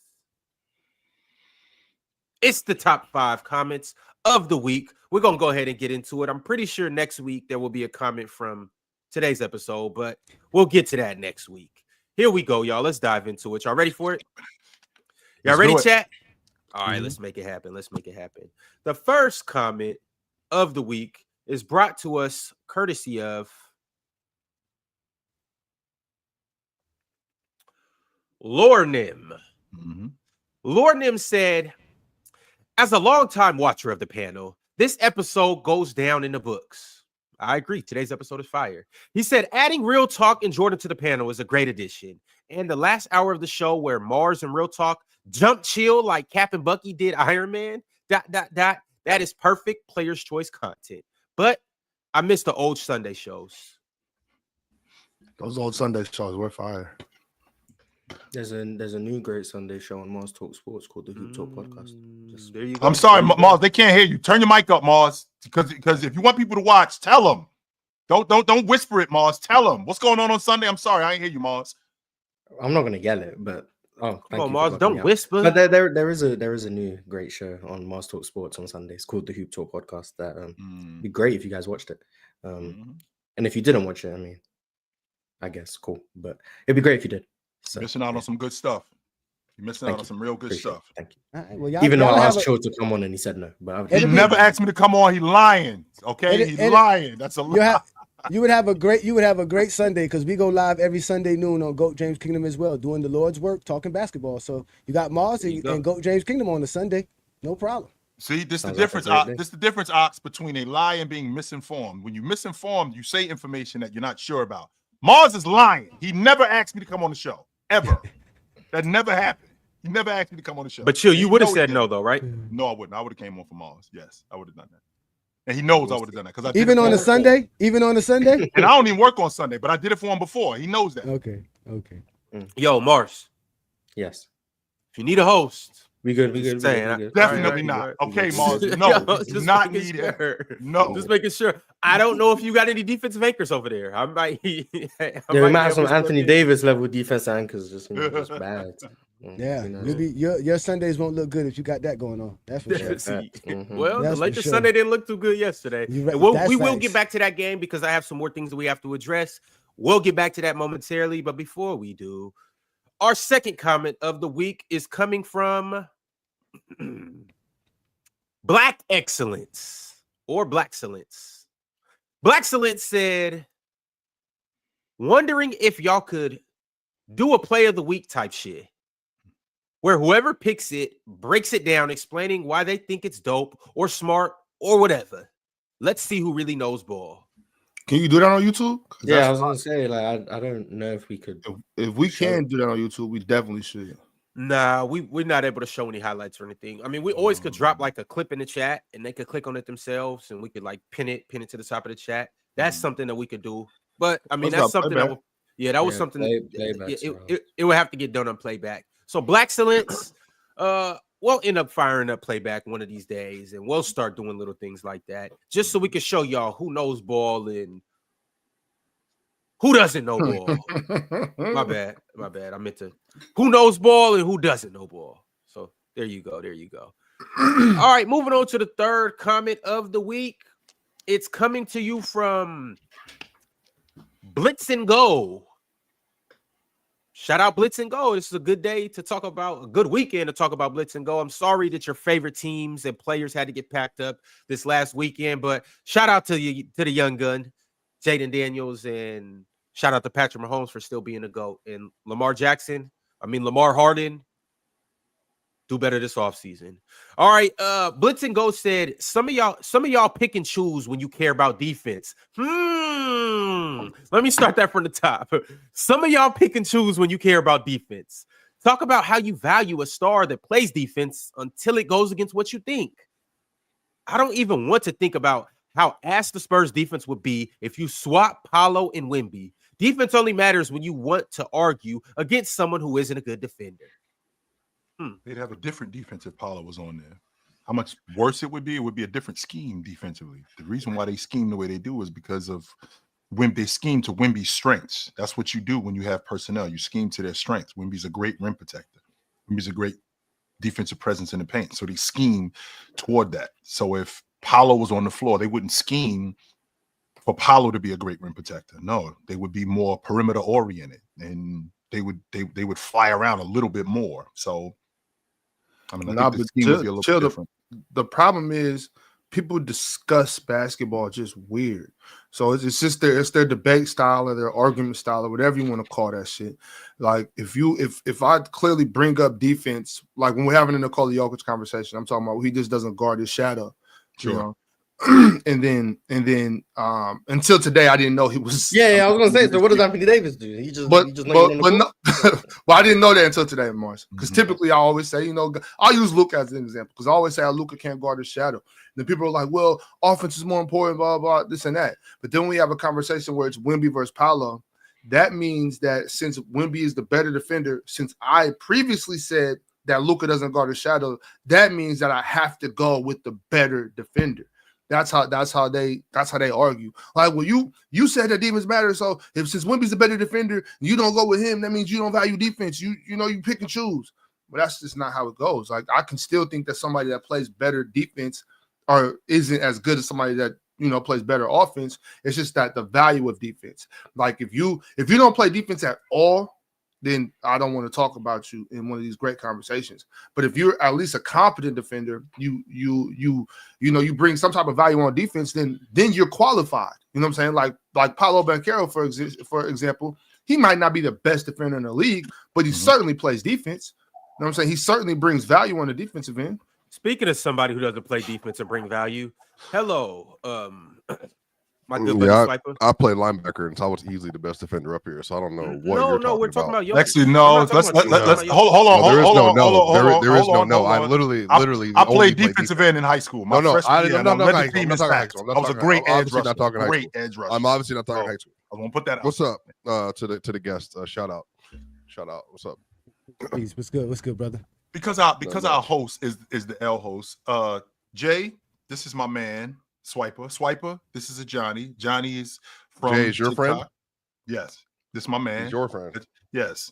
How come I didn't know him? Okay. Wait, chill. Let's do this. Because in the mafia, they say this is our friend and this is my friend. Which one am I our friend or am I just your friend? No, he's our friend. Yes. Okay. He's our friend, and I'm introducing. I'm a made guy. I'm a made guy. And I'm introducing him to you today, Swiper. That's what I'm doing. Okay, I'm a made guy. All right, so you invite me to the wedding day of the wedding, but you got an invitation. That's crazy. That's not Mars. At this point, you're just complaining for the sake of complaining. That's really all it is. 2 weeks ago on the day, who cares? You got an invite. All right, y'all. We got a couple more comments of the week. The next one is from KPR2137. He simply said, "Dub parlay pin." He's the only one who's hit, right? He's the only one. We might have to start listening to Penn. We might have to start, yo. People say he don't know ball. Crazy. Seen Penn cooking on Twitter, also talking about Scotty Barnes. He was cooking because I think it was DeMarcus Cousins and KG also praised Scotty Barnes. So that's more players who are confirming that Scotty Barnes is the second coming of Jesus Christ. So obviously that means he's amazing. We don't know ball for saying anything to the contrary. So shout out to Penn. Last but not least, y'all, our final comment of the week comes to us courtesy of Ryder Aragi sent through a comment that may be goated here on the Players' Choice platform after we break this down. Because he said, Curry versus Ben Simmons. This is the verses, y'all. Here we go. This athleticism. Oh Ben. God. Perimeter defense. Ben. Post defense. Ben. Rim protection. Ben. Post scoring. Ben. Shooting. Curry. Rebounding. Ben. Finishing. Ben. Efficiency or field goal percentage. Ben. Passing. Hell no. What you? Hell no. What do you mean no? What do you mean no? What do you mean no? God, hell no. This facts. This dude shoots 2 shots a game. Hell no. We're talking about prime Ben Simmons, not now. Okay, prime Ben Simmons shot 6 shots a game. Hell no. Nah, it was like 9. What are you talking about? It was like 9. Get the hell out of here. Hell no. How many shots was it? It was like 11 shots. Hell no. This is ridiculous here. 12 shots. 11. 10. Yeah. 9. Double 8, digits. 7. No, he's 6. only taken 6 shots since he's been in Brooklyn. His prime, he was like 11, 12, 10 shots. Brooklyn in around that range. Ago. What So are you in 4 now in Brooklyn? Ben's field goal percentage is higher. Oh that was facts. this is terrible. I'm Yo, passing Ben Simmons too. That's facts. The comment's not done because he has a couple more and it's cut off short on the screen, but I'm gonna finish reading the whole thing. So once again, efficiency or field goal percentage, Ben. Facts. Passing, Ben. IQ, Ben. And last but not least, who better? Benjamin Bumpton Simmons. That's what he put. I didn't put it. He put Benjamin I need to Bumpton see the evidence of that. He ain't say that. Troll alert. Troll alert. See, y'all think I'm trolling? He didn't. All right. None of this is a lie. It's all true. Chill. You always say the Zesty's unnecessary. Here you go. Perfect example. So what part of that comment was a lie? We need him. We need the Zesties. We need the Zesty Jeffries. So Without the Zesty Jeffries, we don't have no basketball. So Ben's not more athletic than Steph Curry. Ben's not a better perimeter defender than Steph Curry. He's not a better defender than Steph Curry. He's not a better rim protector than Steph Curry. That's what I'm saying. That's very He's easy. better To do than that, all of those things. The comment's not a lie. Now, what you disagree with, that's for you to decide. But the comment itself, none of it was a lie. Every part of that comment was factually true. Every single part. So, Yep, I told you, see, chill. It's necessary. Until he said Ben Simmons is better than Steph Curry. That part was not Don't true. worry. But the rest of the comment was true. Every other part of the comment was true. Send them our way. Send them our way. What's up, Swiper? I heard a rumor about you, bro. Okay. Why they? Go ahead. What's the rumor? I heard you ain't never put on a good suit in your life, bro. People said they need visual proof, bro. That is not true. That is a lie. Swiper, I need visual proof. That is not true. Nah. You know what? I just saw the suit on Saturday. Cold suit. I see this dude. He customized. Oh man, it was fire. Swipe. I'm telling you, come see me, Swiper. Come see me. I'm saying y'all need a customized suit. You know where to be at. Y'all know where to go. Man, come out at me, man. I got a closet full of them. They make athletes for men, for athletes, 6 feet, 6'1" and above. That sounds like that's Super where I need to cuts. go. I got an issue. My chest and it's called sleeve length is too long. I can't go to JC Penney. Yo, you can't shop off the rack. So you gotta come and self-made. You gotta come and self-made couture. Come see me. I got to get a tailor. Wait, do y'all have stuff for my measurables? 44 long. You get. There is none of that. It's just centimeters. 23 measurements. Swiper. 23 measurements. Fit you like I glove, got an 18 and a half neck. Nobody. I could eyeball. You got like your neck is 24 at least. 24 at least. 24 at least. But all right, y'all. We were talking about the Lakers and Clippers, and we kind of got derailed. So I'm gonna get back to this game because it was a pretty good game, I suppose. But for who? For the city of Los Angeles. About to say, was that real that LeBron said this is a home game for us before the game started? Yeah, it came out in the tunnel. No, man, that's nasty. Kawhi gave him work. Bink. Put Reeves on the ground. Well, speaking of LeBron, he had 25 points, 11 assists. Anthony Davis had 16 and 10. But once again, the Lakers weren't able to beat the Clippers. Unfortunately, they fell by a score of 116 to 102. And also, the Clippers are 5-6 in their new $2 billion arena. But one more thing I do want to throw out there is LeBron's record versus the Clippers since he became a Laker is 6-12. So, do the Clippers actually run LA? Yeah, if they played in the playoffs this year, they would. I would. You know what I wanted to tweet? I don't want to be diabolical yesterday because I was trying to, get ready for work today. I wish Dorian Finney-Smith went to a contender because I was hoping he would, Joe. His talents are going to be wasted on that team for no reason. The Clippers being the Kings of LA is like saying the Cowboys are going to win the Super Bowl. She's saying the Clippers beating the Lakers calling the Clippers the Kings of LA, no matter how you want to cut it, is like saying the Dallas Cowboys are going to win the Super Bowl. It doesn't happen. It's not real. It doesn't exist. It's not a real thing. It's just not a real thing. It's the flippers, the slippers, whatever you want to call them. It's, again, the Los Angeles Clippers. The Clippers are going to clip, is what you're saying, Jay, at some point? It's a laughing stock of the league. I told you. Stock? Yeah, the Clippers are, and then when you go to the Charlotte Hornets, that's the other laughing stock of the league. Laughing stock? Yeah. The Clippers, yeah. I would dare I say Steve Ballmer's one of the most respected owners in the league, top 5. Yeah, he's trying to make a change. I give him that. He got bread. Intuit is a revolution of an arena to be at for a basketball team. Yeah, I mentioned that. That was a great atmosphere last night for them. That was really good, but definitely something new that they never had against the Lakers. They got James Harden. Helpful. They got Kawhi. They got one of the James Harden? The 10 best centers in the league, and Ivica Zubac. Like James Harden. I just want to make sure because I know a lot of people were disrespecting Harden a couple years ago. I just want to make sure Swiper wasn't one of those. No, I'm a James Harden guy. personally. I like that. Yeah, I but like you James still Harden. disrespect him, Ron. You've been consistent. We can respect that. Who are you talking about? Me? Ron's been. Ron always. Yeah, Ron's been a consistent hater. So any threat to Russ, he'll disrespect. He ain't. James Harden's above. Don't make me go around the room and point out everybody else. James Harden's above those talks. Respect. There's not a single player you could name that I actually hate. Anybody that threatens Russ. Then why would he hate anybody that threatens Giannis? Threatens Giannis? Yeah. Actually threatens the top dog. That's really what it is. I've been seeing your tweets. I've been seeing what you've been saying about SGA lately. Swiper just thinks so this is the thing. This is what I think people have to realize about me. PC, it's a certain kind of content, obviously, because it has to be for many different reasons. If this was a serious show, we wouldn't have put Julius Randle in the A tier. Okay, so this is what I know. This is the troll show half the time, and then Chill comes out with these Tatum takes. It's a troll show.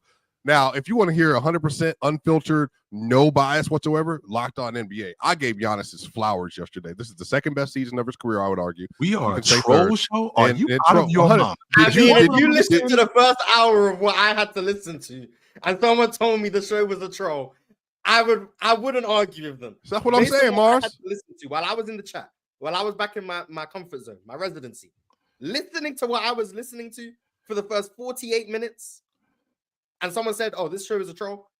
I believe him. Do you know what I was hearing? Yes, because what did I miss? What did I miss, Mars? Give me a rundown. Give me a rundown. Post job. The Lakers' defense is bad because Anthony Davis is a defensive liability. Who said that? Anthony Davis is a worse defender than Nikola Jokic. I agree. Anthony Davis can't anchor a defense. Rui Hachimura is a solid defender. LeBron James is doing his job on defense. What else did I hear? Terry Rozier is not bad on defense. Joker would make this defense better. all these things. That's why I love YouTube, because everything that was stated is always recorded. Joker. I didn't say none of those things that he wants to say right now, but it's fine. Joker would make. Only thing I did say was yes, Anthony Davis was a defensive liability for the Lakers. You said yes, I did say that. Jokic plays defense better than Anthony Davis. I said that. No, I said Joker would make the Lakers defense better. And he said, I don't want to say defensive anchor because I'm not saying Jokic could lead the number one defense. So you can't save him. He said it. I asked him. I said yes or no. He said yes. He said word for word. Again, if you're asking me if you're asking me if Joker will make the Lakers a better defense than Anthony Davis, I'm going to say yes. I didn't call Joker a defensive anchor. Because again, they keep asking me to say, and I keep saying the same thing. Anthony Davis is just an elite rim protector. That is it. That is what he does best. That's all he can do for you defensively. Everyone heard it. That is not enough in today's NBA to be a defensive anchor. So you're saying Jokic because of his superior pick and roll defense, superior hands, superior intelligence is basically your argument. I didn't hear what I heard. I said that I would choose Joker if you ask me who else would replace. That's what they're saying. Ask me who you want to replace Anthony Davis to give the Lakers a better defense, to make them a better defensive team. Joker's one of those guys I believe that could do that. Well, if you said, I'm not gonna lie, if you told me like another white boy could do it, like Zubac, I could see it because I understand like positional size and all that stuff. Okay. But respect. That's not a troll comment though. Zubac. I mean, it's Zubac. Well, no, Zubac is like to me. He's been is he five? Are there five bigs that have been better defensively this year? They have the number 2 defense in the NBA because of Zubac and Chris Dunn. Because of the perimeter defense. And because of Chris Dunn. Yeah, Chris Dunn, Derek Jones Jr. and Zubac. Yeah, 100%. Ball pressure on the perimeter is way better. Who would have thought, Chill, that Chris Dunn would be like this? Who could have foretold? You could have foretold. You said that in the summertime. Yes, in the summertime. You were complaining that. You're right, Spider. This is a troll channel. Continue. So go ahead. And the other troll. Now, I will say, if Ox would have said they'd be better to defense with Sabonis. Now, Ox, are we saying this 10-game sample size Sabonis? I'm not gonna lie. I don't think that's a crazy take. I just want to make it clear. I have rewinded the show.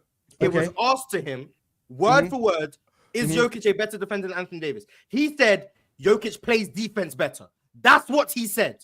Word 4 words. So none of this defensive anchor stuff. I never even said he said that. He said Jokic plays defense better than Anthony Davis. I then rewinded to confirm what I know I heard.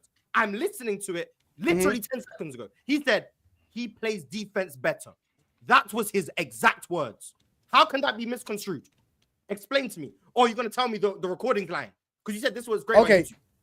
So all right. So let's go here. Since you want to say that. When Ox asked me who would I put on the team on the Lakers, and then when I said Joker, that means he asked me who was a better defender. I'm going to say here right now that from what I've been watching from both players, yes, Joker is a better defender this year than Anthony Davis. So then why'd you disagree with me saying what you said? No, because you said a lot of other things. I got it right here. I'll play. Wait. He said Terry Rozier. I never said Terry Rozier was a good defender. I said that he have. I said you said that. No. I'm saying that with all of the defensive liabilities that come along with Anthony Davis, you guys keep bringing up the fact that he has horrible defenders like Russell and what's his name? Austin Reeves. You guys bring up all these guys, but you don't mention the fact that he does have other defenders that can help him be better. I'm talking about Anthony Davis as an individual. I watch Joker play. He's not a defensive liability. Mr. Host, can I submit the evidence? That's the argument. Who is the defensive liability on the team? I don't look at Jokic as a defensive liability for the Denver Nuggets. Nor do teams attack him like that. I already viewed as a troll. Like, I know what your take was. I understand what your take was. I understand. Okay, so if we're going to talk about who's playing better defense, I watch what Joker does. Again, Anthony Davis is an elite. Okay, you're right. Okay, so you can say that that's a troll comment. I'll take that comment as what I said. Yes, Joker plays better defense than Anthony Davis. I didn't misrepresent what you said because I said it. There was some other things you said, but continue. You're right. Go ahead. That one you got me on. Go ahead. Chill. Yo, we gonna keep it pushing though because there's more things in this game that I want to talk about. You guys said I never give James Harden his flowers. Well, I'm not gonna start today, but you guys can. He now has passed Oscar Robertson and moved up in the scoring list to 14. So shout out to James Harden and shout out to all of those unethical buckets he's been getting. Let me ask Ron. Do you think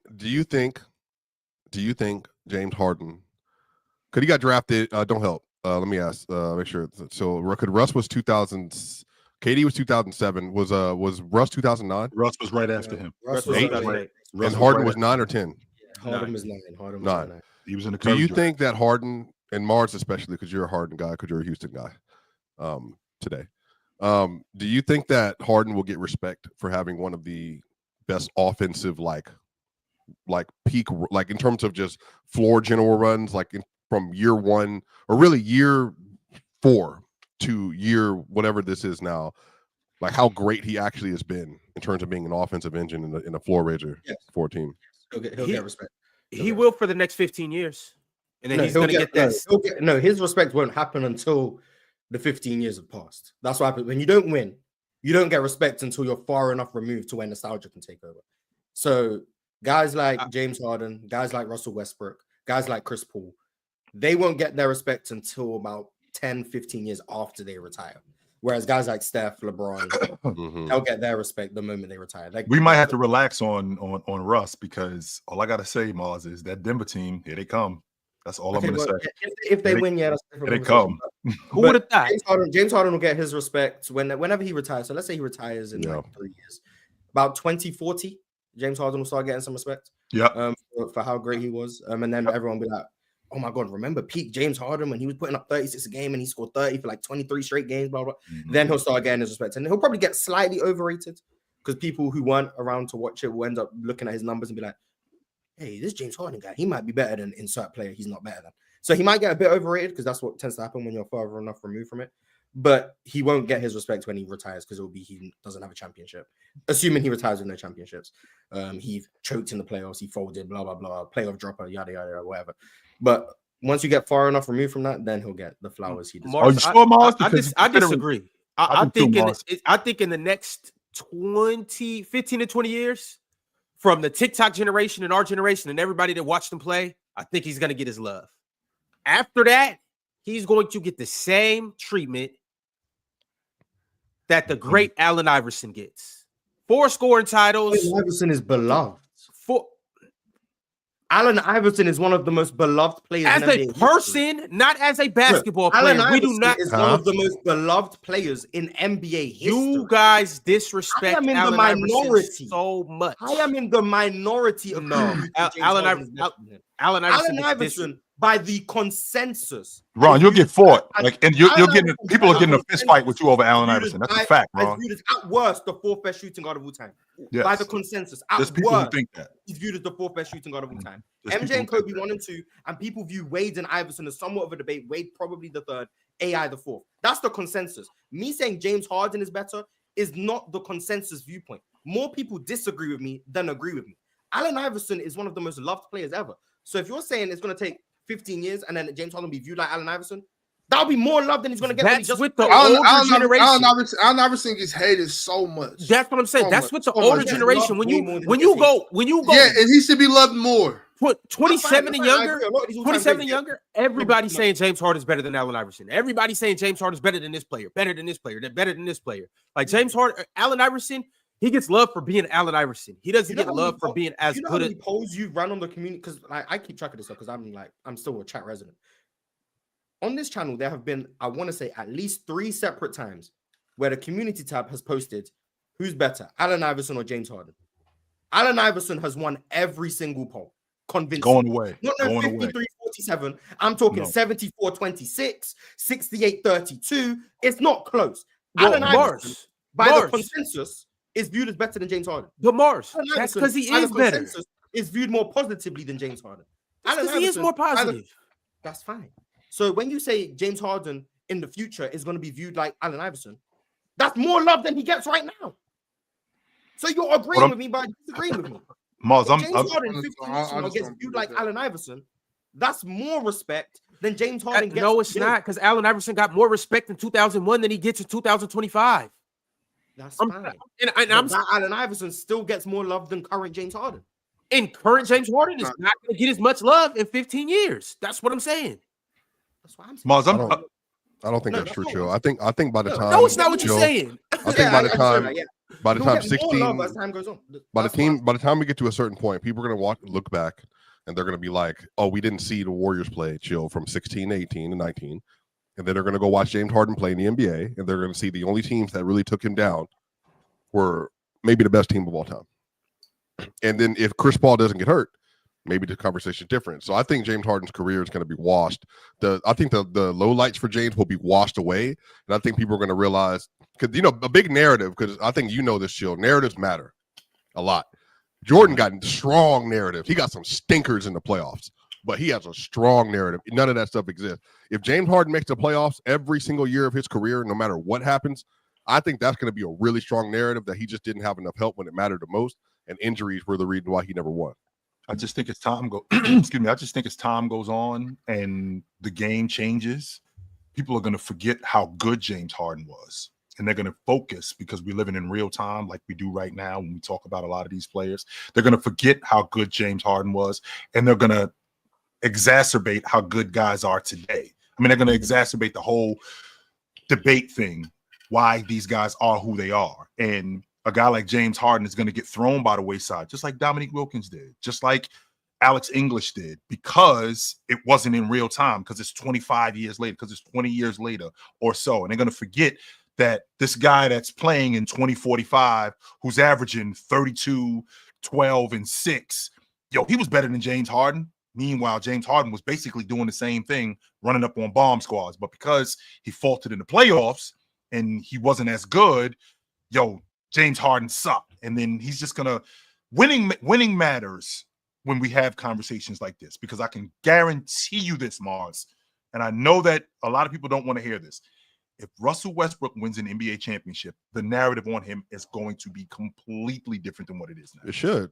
Way different than what it is now. But that's what rings do. And I don't mean today. I don't mean the narrative on him today if he wins an NBA championship within the next 2 or 3 years. I'm talking 20 years from now. The narrative on him is going to be way different than what it is now. Off the strength that he won an NBA championship, which is kind of Gary Payton. That happened to Gary Payton too, though. And it happened, which is also interesting because it didn't happen to Mitch Richmond, and he won, and he was on the team on his way out.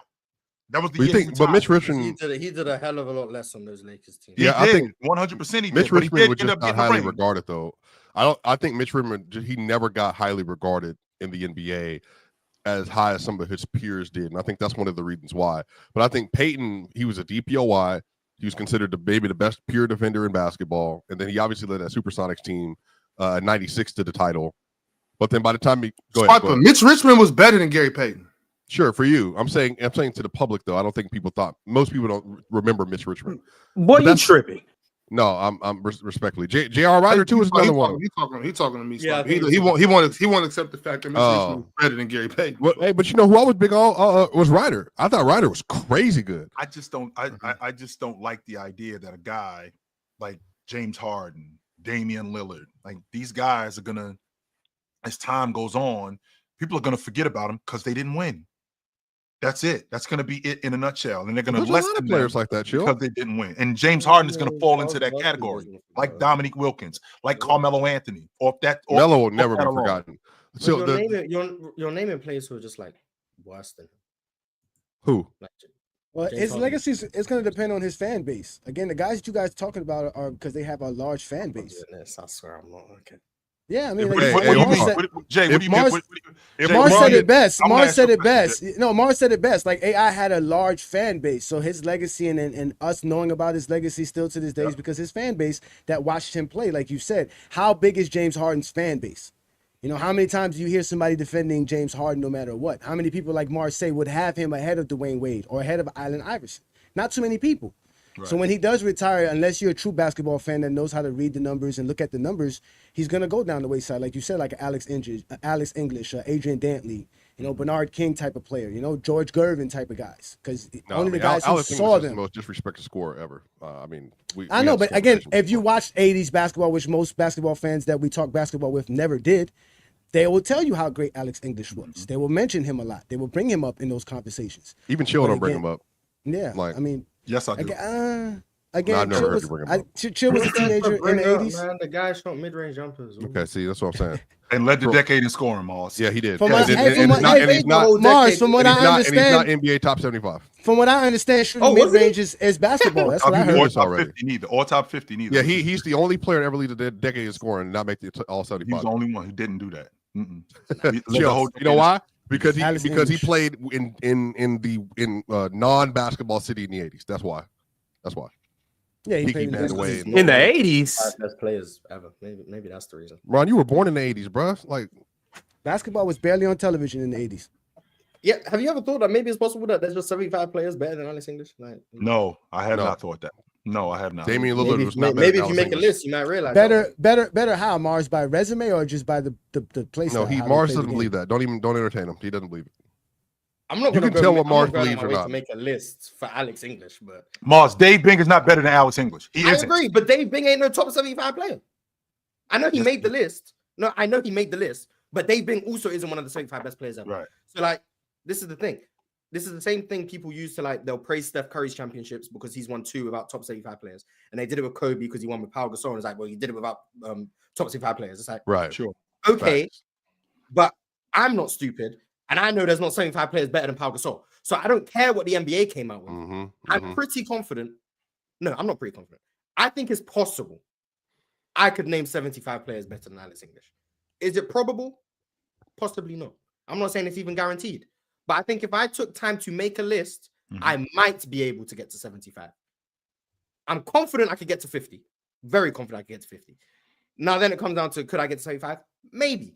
The actual top 75 list means nothing to me. Like, I know Alex English is better than Bill Sharman. I'm aware of that. And Dave DeBush. I know he's better than Lenny Wilkins. I know. And Dave But that's not what I'm saying. Everyone's like, get Dame off the top 75. It's like, and Connie Hawkins. Dame on the top 75. So why is Dame the one with the problem? We know why Connie. I don't know. I don't think Alex English is just he wouldn't be a shoo-in, is what I'm saying. Maybe, but he wouldn't be a shoo-in. It's arguable, is what I would say. Right. Arguable. But shout out to Alex English, though. Cool mid-range jumpers and stuff.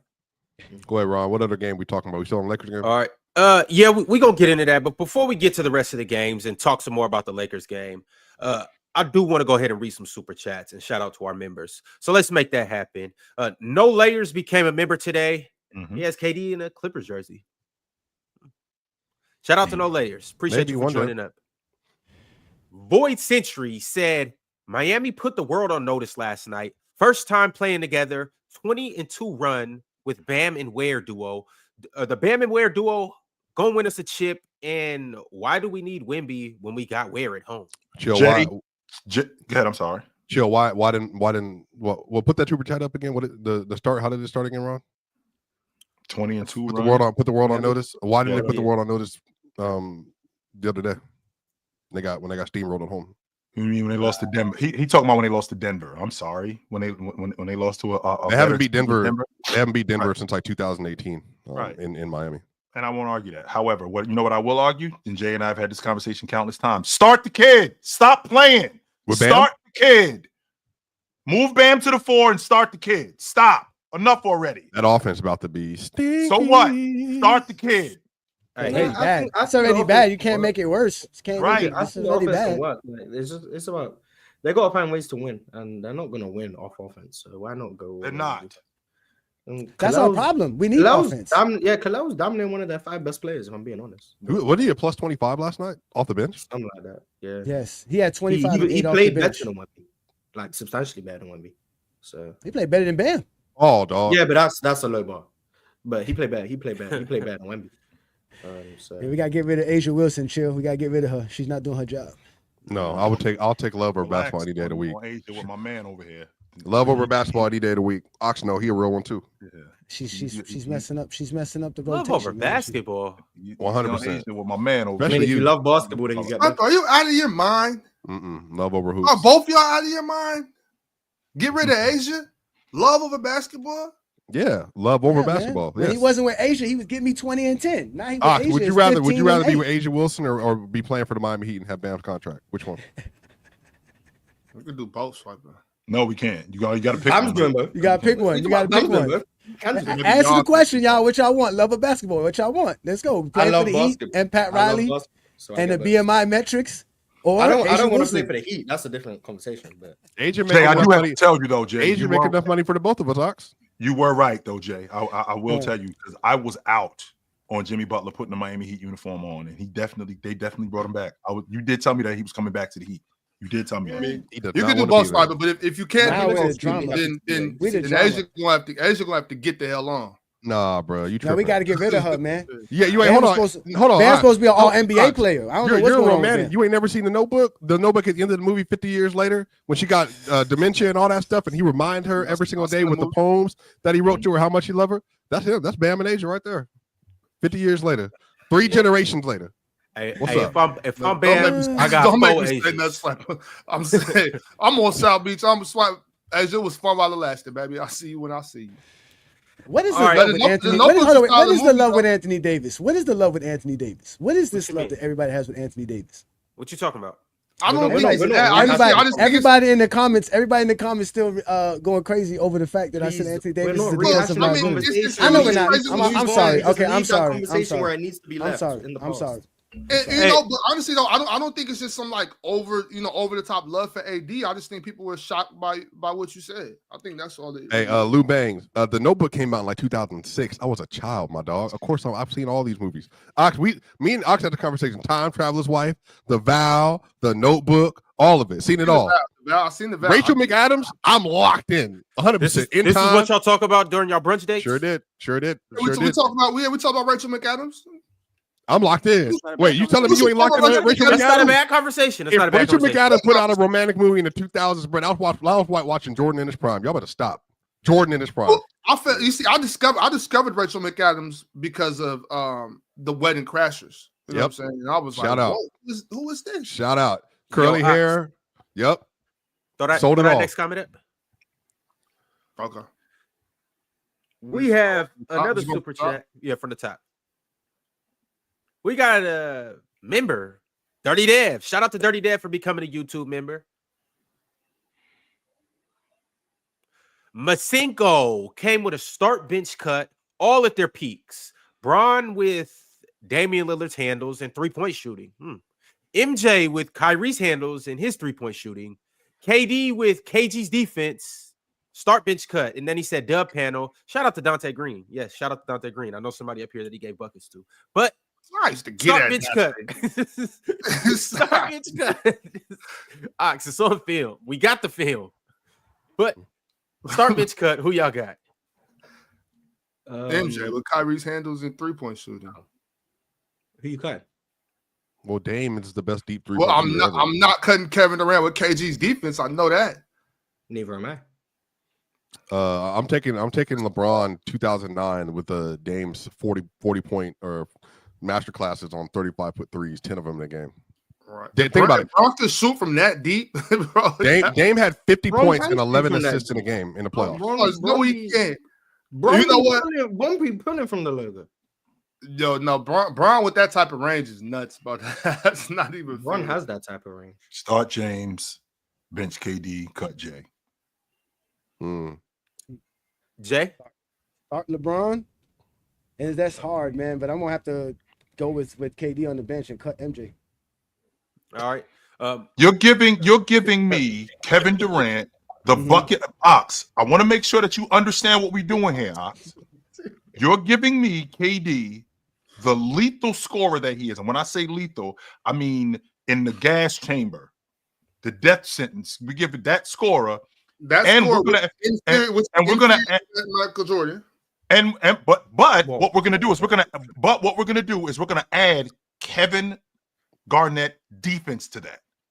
Which is slightly superior to Michael Jordan's. Slightly superior. What are we doing? I'm not gonna lie. Like that KD with KG's defense might just be the GOAT. Might. Yeah. That That'd be tough. might just. Well, I'm The talking only- about if we the look. We're only talking thing about that- everybody up there. Like we Yeah, still the got only thing Jordan. You still got Jordan You gonna stepping give back and him shooting KG's threes. defense? You got Yeah. Jordan KD shooting 40% from the 3-point stripe now. I mean, you know, he's kind of unstoppable. That just sounds like 2004 KG to me. No, No. what changed my mind was, was You you put peak. If you take LeBron James in his peak and give him the handles of Dame Lillard and the shot, 3-point shot of Dame Lillard, I don't know. I mean, he was already elite defensively, all the other aspects of his game. But then if you give KD at his peak, Kevin Garnett's defense, like, whew, wow. That's there. That's why I keep both of them. I'll cut MJ. I think I'm a KD's is big the guy, only love one that take away from his game in any way. So I think KD's the best one there. I don't like conversations like this, and the reason why I don't like conversations, Yeah, I don't like this it either. is the reason why I don't like conversations like this because what it does is it sparks stuff like, "Well, you think he better than Jordan?" Yeah, I do think this car faster than this car with the V8 engine with the V12 engine in it that you just put in it. Yes, I think that. I'm sorry. Yes, I do think that. I'm starting KD bench. I like these type of hypotheticals. It's fun. Sometimes I think it gets too serious. It's no big. We're just talking about basketball. It ain't life or death. Like we can have fun with it. We ain't even talking about we talking about hypothetical basketball. That's right. Yeah. We ain't talking about actual basketball. I'm never. Yeah, I'll talk. exactly. Look, when it comes to basketball, I'll pretty much talk about anything. You know what I'm saying? Like it's just depends. Yeah, I sometimes don't like sometimes we go a little too far, but it gets. Sometimes we need to lighten up, have a little fun, yo. Yeah. I mean, I don't like those things because, like Chilltown said, it is made to try to poke fun at somebody because you're really not going to be wrong, right? I mean, you're not wrong going with anybody if whatever you bench cut. You're not going to be wrong. Michael Jordan's always wrong. Yeah, but. like you see stuff like that on Facebook all the time. One got to go, and it'll be like the Thriller album. You know what I'm saying? Like 2-4 great musics. Like at the end of the day, the person who made this post needs to go. Like we like everything. Like it's Michael Jordan.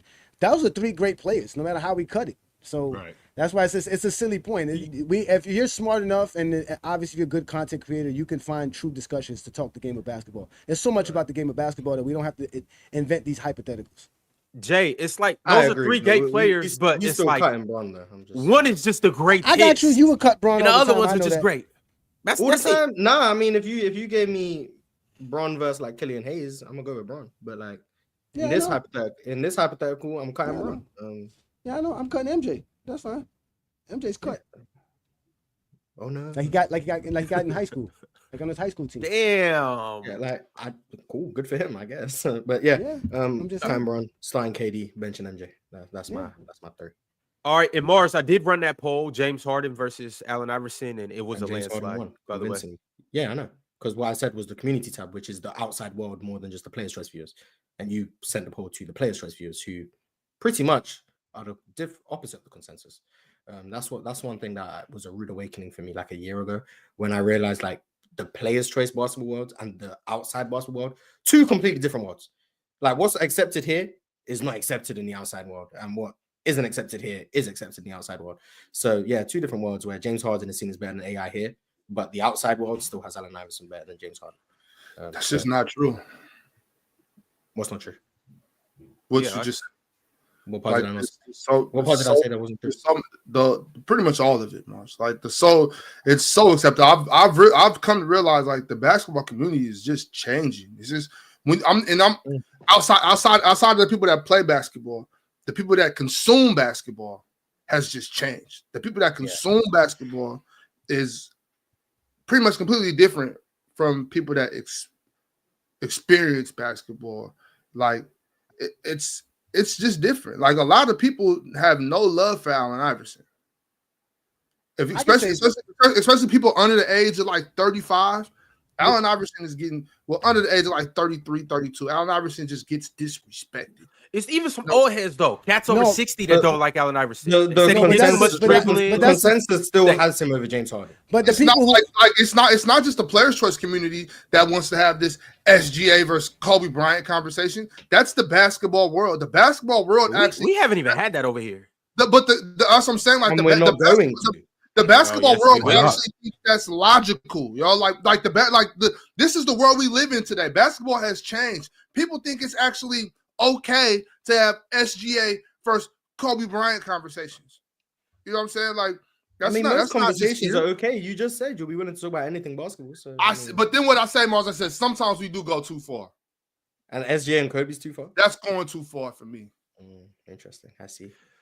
All right, I'm trying to go ahead. No, I just think that a lot of the people who watched Iverson play and were enamored with his game no longer watch today's game, so they don't really pay attention to Harden. And the majority of people who think Harden is as good as he is, more than likely, they didn't actually watch Allen Iverson's career. So that's the real issue. There's two different fan bases in basketball. There's those that are between the ages of 30 and 45, and then there's those that are under 30 that see the game completely differently. Don't let Jordan hear that because he swear he part of over 30 crowd. It's like Jordan, just relax, brother. You gonna get here. Yeah, he's so eager to be part of. I remember being 18 trying to sneak into the club, and they used to just be like, "Yo, just go to your frat party, go to the sorority party. You'll be here in a second. Just relax. You in a rush to get somewhere that you about to get to." And it's so much more fun when you turn 21. You actually can get in the club as opposed to sneaking in. I promise you, brother. It's just so much more fun. Or you can stay home and watch basketball. Thank you. Go ahead and throw up that next comment, though, Ox. The next comment is from Prez Outerverse. Mr. Outerverse said to Chill and Mars, "Hey, Chill, do you remember you saying that teams should be hitting their stride in January? Peep my bucks. Mars, you think Giannis this season is up there with 04 KG and 03 Tim Duncan? Let's have some conversations, y'all." No. What do you want to? I'll answer the question. What do you want? No. Hell no. I do not think Giannis this season is playing as well as 03 Duncan or 04 KG. No.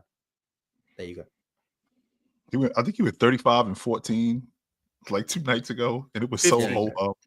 35, 15, and 6. It was so ho-hum. It was like, he had 2 fouls. Yeah. And he played 34 and a half minutes. Yeah, I know the whole stat line. Why'd you tell me how many fouls he had? That's just so Giannis, and that's Giannis. And I feel like where we are today when it comes to production like this, which it's not on the regular. Let's be clear about that. Like, dudes ain't just walking around 35 and 15, 40 and 20. Like, that's not going on the regular. So the fact that a guy is doing that more often than not, and we only talk about it like, well, that's Giannis, and it's not a big deal. I think it's a disservice to Giannis and how good he actually is and what he does for that Bucks team. I 100% think that. Mars, what you said about James Harden is what's going to be true about Giannis. Giannis is not going to get his respect until 20 years down the line. Because y'all just not going to give it to him. Ron, what are you talking about? Giannis is getting his respect now. Giannis is super respected. Not everywhere. The way he should be. Giannis is seen as unanimously. How is Giannis not getting respect? Ron, how should he be respected, Ron? That's my question to you. Giannis should be talked about as an all-time great. He is. He's a top 20 when player they won the NBA championship in 21, Giannis was considered. There was some circles where he was the second or the third best power forward in NBA history. That was going on. And this is not going on right now. Hold on, Ron. The only person up here who underrates Giannis, and I mean in their basketball stuff, is Chill. Because I have argued against him multiple times that he's better than Barkley and Malone. Multiple times. What? Multiple. We literally had this conversation 2 weeks ago. Yeah, you just think his defense. You don't even got Giannis as a top 10 power forward. He thinks Giannis is the best player. I said his defense is overrated. That's all I said. But he also thinks Giannis is the best player in the world right now, which is definitely not the consensus opinion. So, wait. Did he said Giannis' defense was overrated and y'all didn't fight back? Nobody said nothing? Well, no. He said it 2 years ago. We disagreed 2 years ago. Like, okay. You come up here with the new take that I've never heard before, so that's why. That's true. That's what I do best. Whereas I know. His Right. take is I'm saying, Ron, Giannis is the best player in the NBA right now. So I'm not showing Giannis. You said Giannis isn't a top 10 power forward of all time. We can go back and pull up the list, Ron, and there's a reason for that. Because he's overrated to me. That's why. No. Because you know how I do a lot. There's only one player that's still in the NBA that I'm willing to put in these rankings. Once KD retires, once Steph retires, once Giannis retires, I'm gonna go ahead and do that. But with that being said, I don't think he's top 5 though. I do think once he retires, I'll probably put Giannis 5 or 6, maybe. Who's the 5? Yeah, I was going to ask the same question, bro. Chris, We've done hold this on. before. Let me do it for him. Go ahead. You got this. I'm going to do it. Tim Duncan, obviously. Kevin Garnett, obviously. Dirk Nowitzki, obviously. And then Chris Webber. And then... number 32. No, Charles Barkley. No. Karl Malone. Charles Barkley. Right? Charles Barkley's the 5th. Kevin McHale. Oh, yeah, Kevin McHale. Did you say Rasheed in your top 10? Rasheed's like number 9, 8. And then you would have who did I say he didn't have? Oh, Chris Webber. Chris Webber, right? Rasheed to give Giannis work, Chill. She was not better than Giannis. Well, Ox, let me do this though, Ox, because I told Chill this. By the end of Giannis's career, Joker's career, and KD's career, they're more than likely going to crack my top 10 greatest players of all time. Do you see Giannis cracking your top 10? What is he going to be, top 20 by the end of his career? Dude, Giannis will never be my top 10 players of all time. Never. Wow. There's only one player. Well, I mean, besides Bron, there's only 2 players in the NBA that could potentially do that, and that's Kevin Durant and Steph Curry. Yeah, Ox will never. He'll never move off of certain takes, but I think. Well, you got Scottie Pippen at 10. So Scottie Pippen. Who has Scottie Pippen at 10? Ox. For power forward? No, player all time. Wow. Oh wow. Yeah, I think Giannis will be a top 5 power forward of all time. Probably is already. Yeah.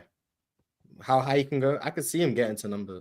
I can see him being number 1. Realistically, I see him being. Question is what's the criteria for moving up the list? Okay, so today in January 2025, where is Giannis?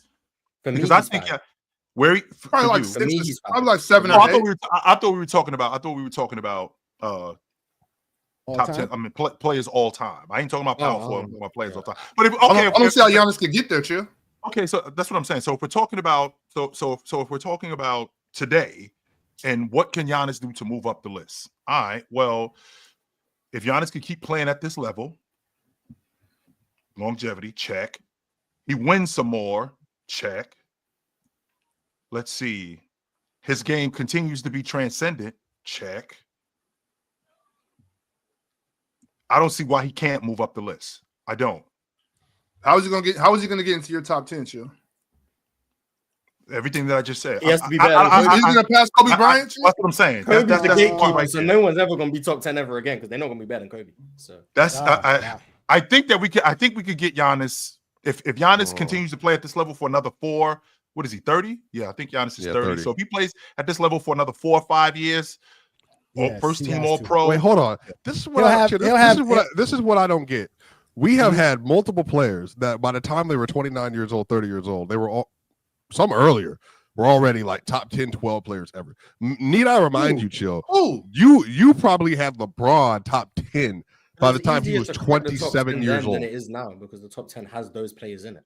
No, I know, but I'm saying, but like you probably had LeBron in there, chill. By the time he was 27. I think that's a bad example. I think James is a bad. Okay, let's keep going. So you probably had Magic had to wait till past 30 to get in there for you. It was like sure. Okay, so Kobe. It was the league hadn't been around that long.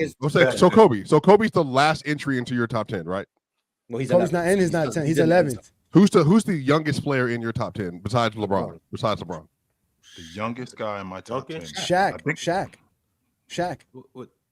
Duncan? No, I think it's Duncan. Duncan. Oh, Duncan. Yeah, Duncan. So yeah, Duncan retired in 2016. Yeah. 15, 16. Yes, that's correct. So what is going to have to happen for? So basically, you're going to have something like, I don't even know. I can't even wrap my brain around like what would have to be the next step for you to have one of these younger generation dudes that cross that threshold. Could even Steph hasn't crossed that threshold for you. So like what else would Joker, Giannis, who has 2 MVPs, a DPOY, 7 straight first team all NBA seasons, 3 straight 30 and 10 seasons, and I think 3 straight 30 and 10 seasons, 2 straight 30, 10 and 6 on 50% shooting or 60% shooting seasons. Like what's going to have to happen to get those players like in your? Because chill, respectfully, you my dog, best friend. That's why I was surprised when you brought this man up and I didn't know who he was. I ain't got no other friends. You should tell me. No, I'm saying you should tell me everything. Your takes on Wilt are some of the most that I've ever heard, and I've heard a lot of Wilt takes. But like, you think Wilt is like a GOAT level passer, and like I'm just saying, like that's just I've never ever heard that before. So I'm saying you already have like a really interesting criteria. So like, what is going to have to happen for? I think Steph's out. Steph's too old. He can't get in there. So basically, we're talking Joker. He's at the doorstep. He's at 12. Joker, Giannis, Luka, SGA. Can Tatum get there? You like Tatum? He loves Tatum. I'm saying like you love Tatum more than you like any of these other players. Tatum has a chance. He's not gonna be better than Kobe. Let's be serious. No, but I mean, loves at Tatum, 27, though. At 27, so wait, if Tatum wins 4 Tatum don't got that in him, though. And got 13 first-team All-NBAs, no MVPs. 13 first-team All-NBAs, 4 rings, no MVPs. No league MVPs. I can't do it. Nah, you got to get a league MVP to be. So even MVPs do matter. MVPs do matter. That's crazy. Yes, yeah, you have to have a league MVP to be in the top 10. Yes. He ain't in my top 10. So Joker would be the only 4-time MVP not in your top 10? Would Joker be the only 4-time league MVP not in my top 10? Well, he's a 3-time league MVP right now. Yeah, I'm saying if he wins. Shay's gonna win. I'm saying if he wins, he'll be only 4-time MVP. If Joker were to win it again, I mean, there's still more work to do. Still more work to do with Joker. I mean, okay, winning the league MVP 4 times and winning 1 NBA championship. And how long, again, Swiper? How long was Joker awesome? You and I have been over this. Wait. Will had 2. Will had 2. Okay. And how many MVPs? Will had 2 what? So he's in your top 5. Wait. Will got 4 and 2. Now, hold on. Let's talk about top 5. Let's talk about these championships now. Oh no, I don't want to hear it. I don't want to hear it. You sure don't want to hear it? I know you're gonna. Yeah, that's what I'm saying. Like the competition was way different. But Will got 30,000 points. I'm not gonna lie. The Charlotte Hornets right now could win a championship in the 1960s. I'm not gonna hold you. LaMelo Ball, Mark Williams. When Mark Williams was there, I'm not gonna lie. Nah, bro. LaMelo Ball. Hey, Ox. LaMelo Patty Royals are kicking their Not my good. Don't involve me on this. I don't want to be a part of this. But that's not the point. And you just said that we was a troll podcast. So you come and say some shit like that. Right. So let's get back. Let's get back to what you were talking about. Again, for Giannis, for Joker, for example, to get into the top 10. I mean, sure, 4 league MVPs. I mean, to be the only one. That's what I'm saying. I think he jumps a lot of people, sure, and how exceptional he is as an offensive player. But then I think about what those other guys did. In addition to, because it's not just the league MVPs, it's not just the championships. I have a criteria. Wilt is so funny to me because Wilt has one of the worst playoff drops you've ever seen, but you never bring it up. Really? It never gets brought up. I'm sorry because he didn't average 40. Is that what you're saying? Because he doesn't average 40 a game in the playoffs, even though he dropped to win 20 points. On horrible efficiency and got clamped.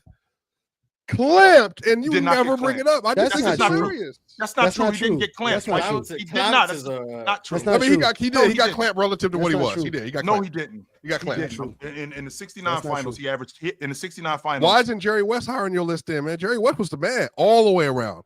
Playoffs, finals, regular season, all of it. Everything. I think Jerry West is the top 15 player of all time. Oh, shut up. He's So, better than, I he have was better Jerry- than I Wilt had- when it mattered, but go ahead. First time I've heard that.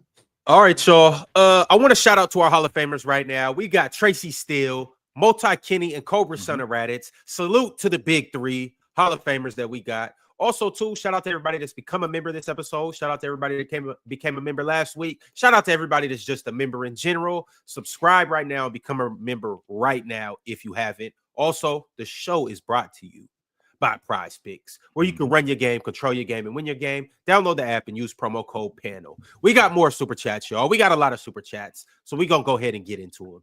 Rob Wick said, shout out to PC and the chat. Definitely shout out to chat. He said, it's cold as a bit out here in the Pacific Northwest, but we still outside. Stay up, gang. Chilly outside, Ron? It's cold. You see what I got on? It's cold as hell. It was 26 last night. I got off of work, walked outside, almost ran back inside. Hey, but chill, you know where it's colder at? It's colder in the Atlantic Northwest. Trae in town. Oh, and by the way, too, it is a game going on right now. Obviously, Ron, there is no Atlantic Northwest. Atlantic Northeast, my bad. Y'all get what I'm saying. But shout out the Great Atlantic Northwest. But it is the Great Martin Luther King Jr. Day, which means we got basketball all day. There's a game on right now. The Dallas Mavericks versus the Charlotte Hornets. The Mavericks are up 49-43. Daniel Gafford is leading the game in scoring and rebounding with 17 points and 7 rebounds. LaMelo Ball got 13 points and 3 rebounds. So y'all stay tapped in. Here in about an hour, the Pistons are in Houston playing the Rockets. So you'll get that game. And it's a triple header on TNT. You got you got the game that's on right now on NBA TV. But then we also got the Wolves versus the Grizzlies at 2:30 Eastern. And then we got at 5 Eastern, we have the Celtics playing in the Bay against the Golden State Warriors. And then also, too, you can catch us on playback later tonight. Swiper, you're not invited because we're only doing serious football talk. In the national championship, we got Bama, J-Rob. It might be some other characters, too, that y'all remember from PC football. And then I'll be up there as well. So it should be a good show. Y'all be sure to pull up. More super chat. Woke up to go to work this morning. It was 20 degrees, dog. In Atlanta? Yes, 100%. It was Colorado cold today. Cold world out here. Gregory Kirkland sent through an empty super chat, but shout out to Gregory Kirkland. 1K David said, Kings and Clippers' best accomplishments are beating the Lakers. We ain't even beat the Lakers this year. I've been beating the hell out of us. Hey, I'm gonna feel great when Sabonis gets that All-Star bid. I can't wait. My agenda is thriving. 29 and 8. What's your agenda? What do you have? 29 and 18? No. He's one of the best players in the league. People don't love him. 24 and 19. What do you have the other day? I don't know. It's just a regular day in the office. It don't even matter no more. It's just easy work. See, and that's the problem, Ox. No, it's not. No, it's not. It is not a regular day in the office. No, I mean, he only had 4 assists though. It's not a regular day in the office. Yeah, he did only have 4 assists. So, but hey, y'all get these likes up, y'all. This stuff needs to be talked about a lot more when it comes to Sabonis. Can't do it, Chill. He got Sacramento on his chest. So. Wait, hold on, bro. I saw DeRozan. They played a sucky team, obviously, in the Wizards. Respect. Who beat the Nuggets, by the way, but whatever. So, but relative. I saw DeRozan make a dude was in his chest. Like dude was right here, and DeRozan went straight vertical with him, still hit the midi. I said, bro, this is that's unbelievable, dog. You better tuck your chain. One of the best mid-range scorers of all time. The best. MP13 said, I had the misfortune of watching Boston's end of the game offense. It was an embarrassment to basketball. Also, as usual, Kawhi is coming. Up by damn near 30 when he had to sit down. Looking amazing. Yeah, chill. I'm not gonna lie to you, bro. I'm so sick of that ISO ball Celtics at the end of the game. I'm so sick of it. I'm not even on the ISO ball. Take care of the basketball. That late game execution was awful. Jaylen Brown dropping the ball out of bounds with 13 seconds.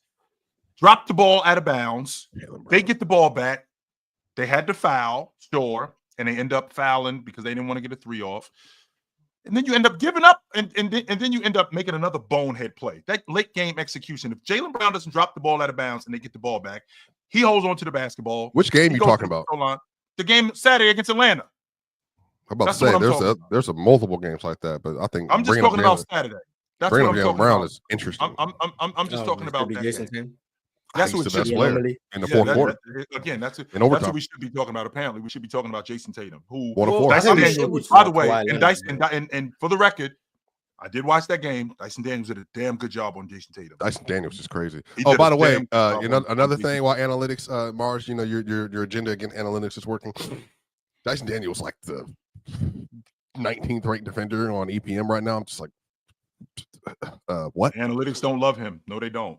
19th is better than I would expect. No, but I know you're not a big Thunder overall cast guy. Lou Dort's behind Shea, Dyson's behind Shea. Like there's a bunch of people, obviously. So in defensive EPM, Dyson's behind Shea. Yep. Damn. They're all behind Shea. Shea's like 10th, and then every one of them is all behind Shea. There's how many? There's 4 Thunder players above him: Caruso, Hartenstein, Chet, and J-Dub. In all actuality, though, Swiper, like analytics just don't love basketball. I thought he did. I thought Dyson Daniels did a damn good job on Jason Tatum. 100%. When the thing that I noticed the most in that game, when Jason Tatum got off the ball, Dyson Daniels does what Scottie Pippen used to do. When he got off the ball, he kept the ball away from him. And when he did get the ball back, he got it back late in the shot clock, and he had to throw up something different.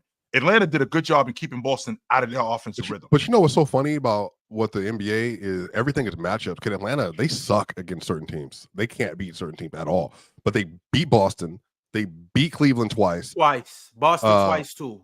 They beat Boston twice, Cleveland twice. They beat the Knicks. Who? They went into the Knicks. We're going to beat the Knicks this many times. Like I was saying, they can beat everybody in honestly, Mars, if they're healthy going into the playoffs and DeAndre Hunter's coming off the bench, and let's say a Okongwu's still making his leap and all this stuff, would you be surprised if they make these series versus any of these teams? Here's the difference with that, though. They can beat anyone. They just lose to the bums and all. That's what I was about to say, Mars. Let them run in the Philly in the play-in tournament. Bounced.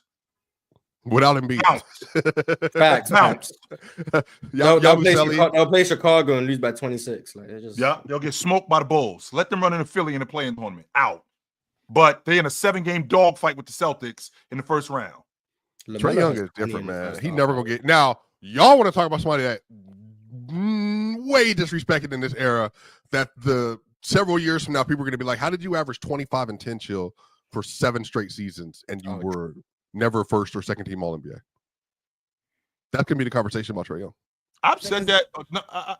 Today's NBA is just too good. Can we just all accept that there's just so many great players? That's what's being happening Jay, right now. Can't who's better than Trae? Jay, we're not doing that. There's a lot of great guards in today's NBA, ladies and gentlemen. But they ain't doing that, though, Jay. We're not doing that. No, I get what you're saying. There's a lot of great guards in today's NBA, bro. When we're talking about making an all-NBA team, only 6 can make it. Right. Sure. Only 6. Not anymore. No, I know. That's saying last year was the first year that you did that, and he was hurt last year, right? He was hurt last year. But the 6 years prior to that, you mentioned the 7 years, he's been dominant. Trust me, I got Trae Young in my top 10 players in the league. But the NBA is that good, especially in the guards position, that it's hard to say. It's just, I mean, he never made an all-star team, which is even crazier. Oh, he made the all-star team. No, he made it 3 times. Oh, he made it 3 times? Okay. I think his second year he was outright. He's never been. I think he had 1 year outright selected, and then the other years have all been like reserves. It was the year after. Never happens. In the history of the NBA, we've never had a guy average 27 and 10 and not make the all-star team outright. That's never happened. But to your point, though, that happened to Harden in the 22-23 year. He averaged 21 and 11 that year on like really good efficiency. It did make the All-Star game. So for whatever reason, high volume passing, high volume scoring guards, unless your name is Tyrese Halliburton, they don't get consistent. Michael Adams averaged 26 and a half and 10 and a half and missed the All-Star game. And then he made the All-Star game. Don't leave that.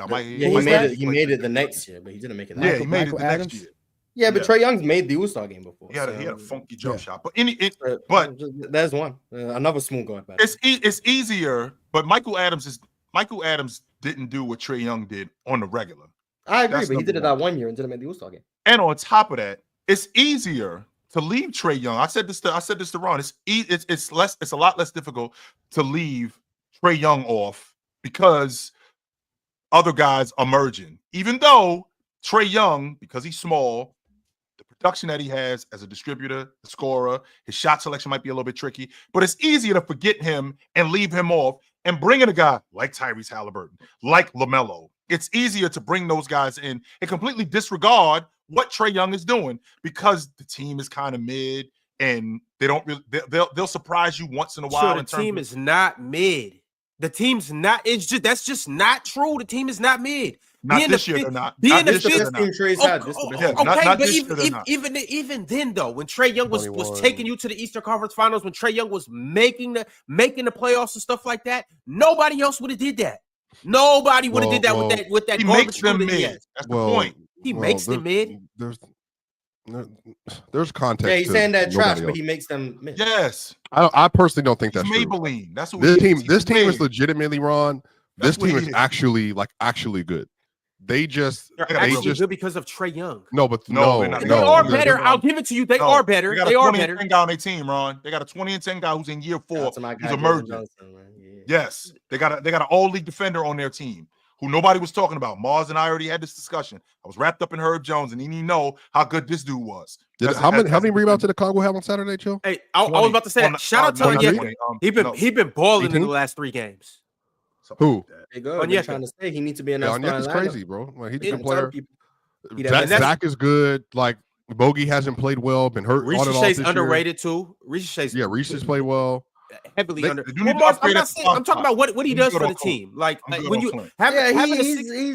he's solid. Like his stats wouldn't indicate it, and obviously he's a number 1 pick, so we expect more. But what he'd be in a 6'10" wing that is switchable, that can guard 1 through 4. So that's what I'm getting at. And guess what? Off the bench, I don't hate it. I don't really want him on team. Garrison Matthews, not bad. Gary Bird, Gary Bird, not bad. And let's not leave out that they got a really good coach in Quinn Snyder. They do. They got Casey Wallace brother on that team. Keaton Wallace. Yeah, Keaton Wallace. Yeah, they both played well versus each other. I agree with Ron though. It's a lot of it has to do with they got Trae Young. When Trae Young's on that floor, they play a lot better. Again, when you have a good ball facilitator, somebody who can set up your offense like that, you can go far. You can win a lot in the NBA, and that's what Trae Young. Does. Now let me tell you this: if they played Cleveland, and I would still take Cleveland, I think Cleveland could come out the East this year.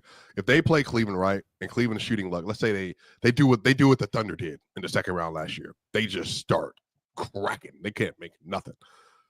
How surprised would you be if the Hawks, fully healthy, went in that series and said Trae Young just gave them a masterclass, worked them into pick and roll? DeAndre Hunter averaged 18 on good efficiency. They got enough in front of guys around. How shocked would you be if the Hawks were able to actually beat one of those teams at the top? Very shocked, because considering how good Cleveland's defense is. They don't just rely on the long ball for them to be good. No, they don't. Like a lot of their stuff is sped up. A lot of their stuff is getting downhill. Darius Garland gets downhill with some of the best of them. Evan Mobley's great around the rim, and that's the problem in Atlanta. They got a problem in the hole with Clint Capella, who I still think Cleveland has the 11th best defense in the league. It's okay, you know what I mean. Their guards they're probably gonna be a better playoff defense. Yeah, their guards can't defend anything, but you know, Garland they can.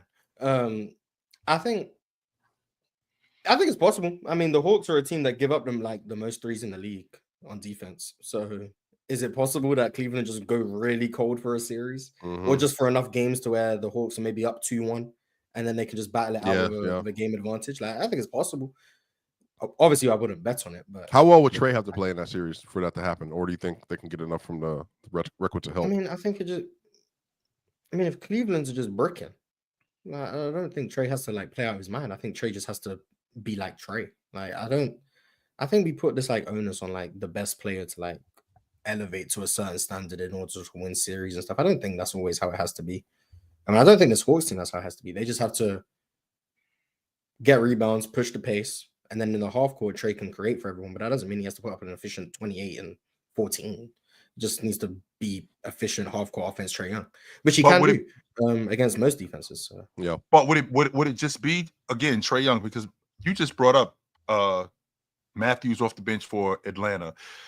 I mean, I'd like to think that Kenny Atkinson is a good enough coach where he can make adjustments and not just live on the long ball. And on top of that, they got 11 guys. So when you got Ty Jerome coming off the bench, you got Max Strus coming off the bench, when you got Karis LeVert coming off the bench, these guys get downhill. These guys get to the rim and they defend too. And it's not like Atlanta when Trae is off the floor, that offense is potent, because it's not. So when you got those rotation guys in Cleveland playing better, then that galvanizes that Cleveland's first unit, where their defense, when you're talking about the playoffs, will get better, where they'll rebound better. They shouldn't have a problem with Atlanta if they don't shoot well. They should. Atlanta got 9 guys they can legit play in a series and get real minutes from. I think that's the only issue. Garrison, Bogey, DeAndre, Onyeka off the bench, Clint, Jalen, Zach, Dyson, Trae. Now, obviously, like Clint has to like do something. Sure. But I just like their roster. And again, I'm not saying they would. I think Cleveland will beat them too. It could be 4-1 as well. But I like the Hawks. If you're Atlanta, do you look into Robert Williams? If you're Atlanta, do you look into Robert Williams? 100%. Sure. Because I'm seeing what the asking price is, because Clint Capella sucks. Pick up the telephone and call him. I'll try. And by the way, Ox, what's better than 9, Ox? 10. You know what's better than 10? 11. There you go. There you go right there. So yeah. Before we move on, I do just want to say, outside of SGA, Trae Young has been the best guard in the NBA this year.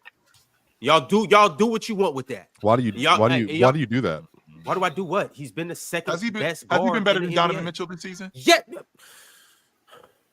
I'm not rehashing the Donovan Mitchell conversation, but I don't think Donovan Mitchell's been definitively better than Darius Garland. So, well, I was where were you? Wait, what happened? Because I was trying. I said this 2 weeks ago. And you pushed back. He's better than Mobley. Because I think Evan Mobley's been better than Garland. Yeah, you think he's better. I said he was playing better than Donovan Mitchell.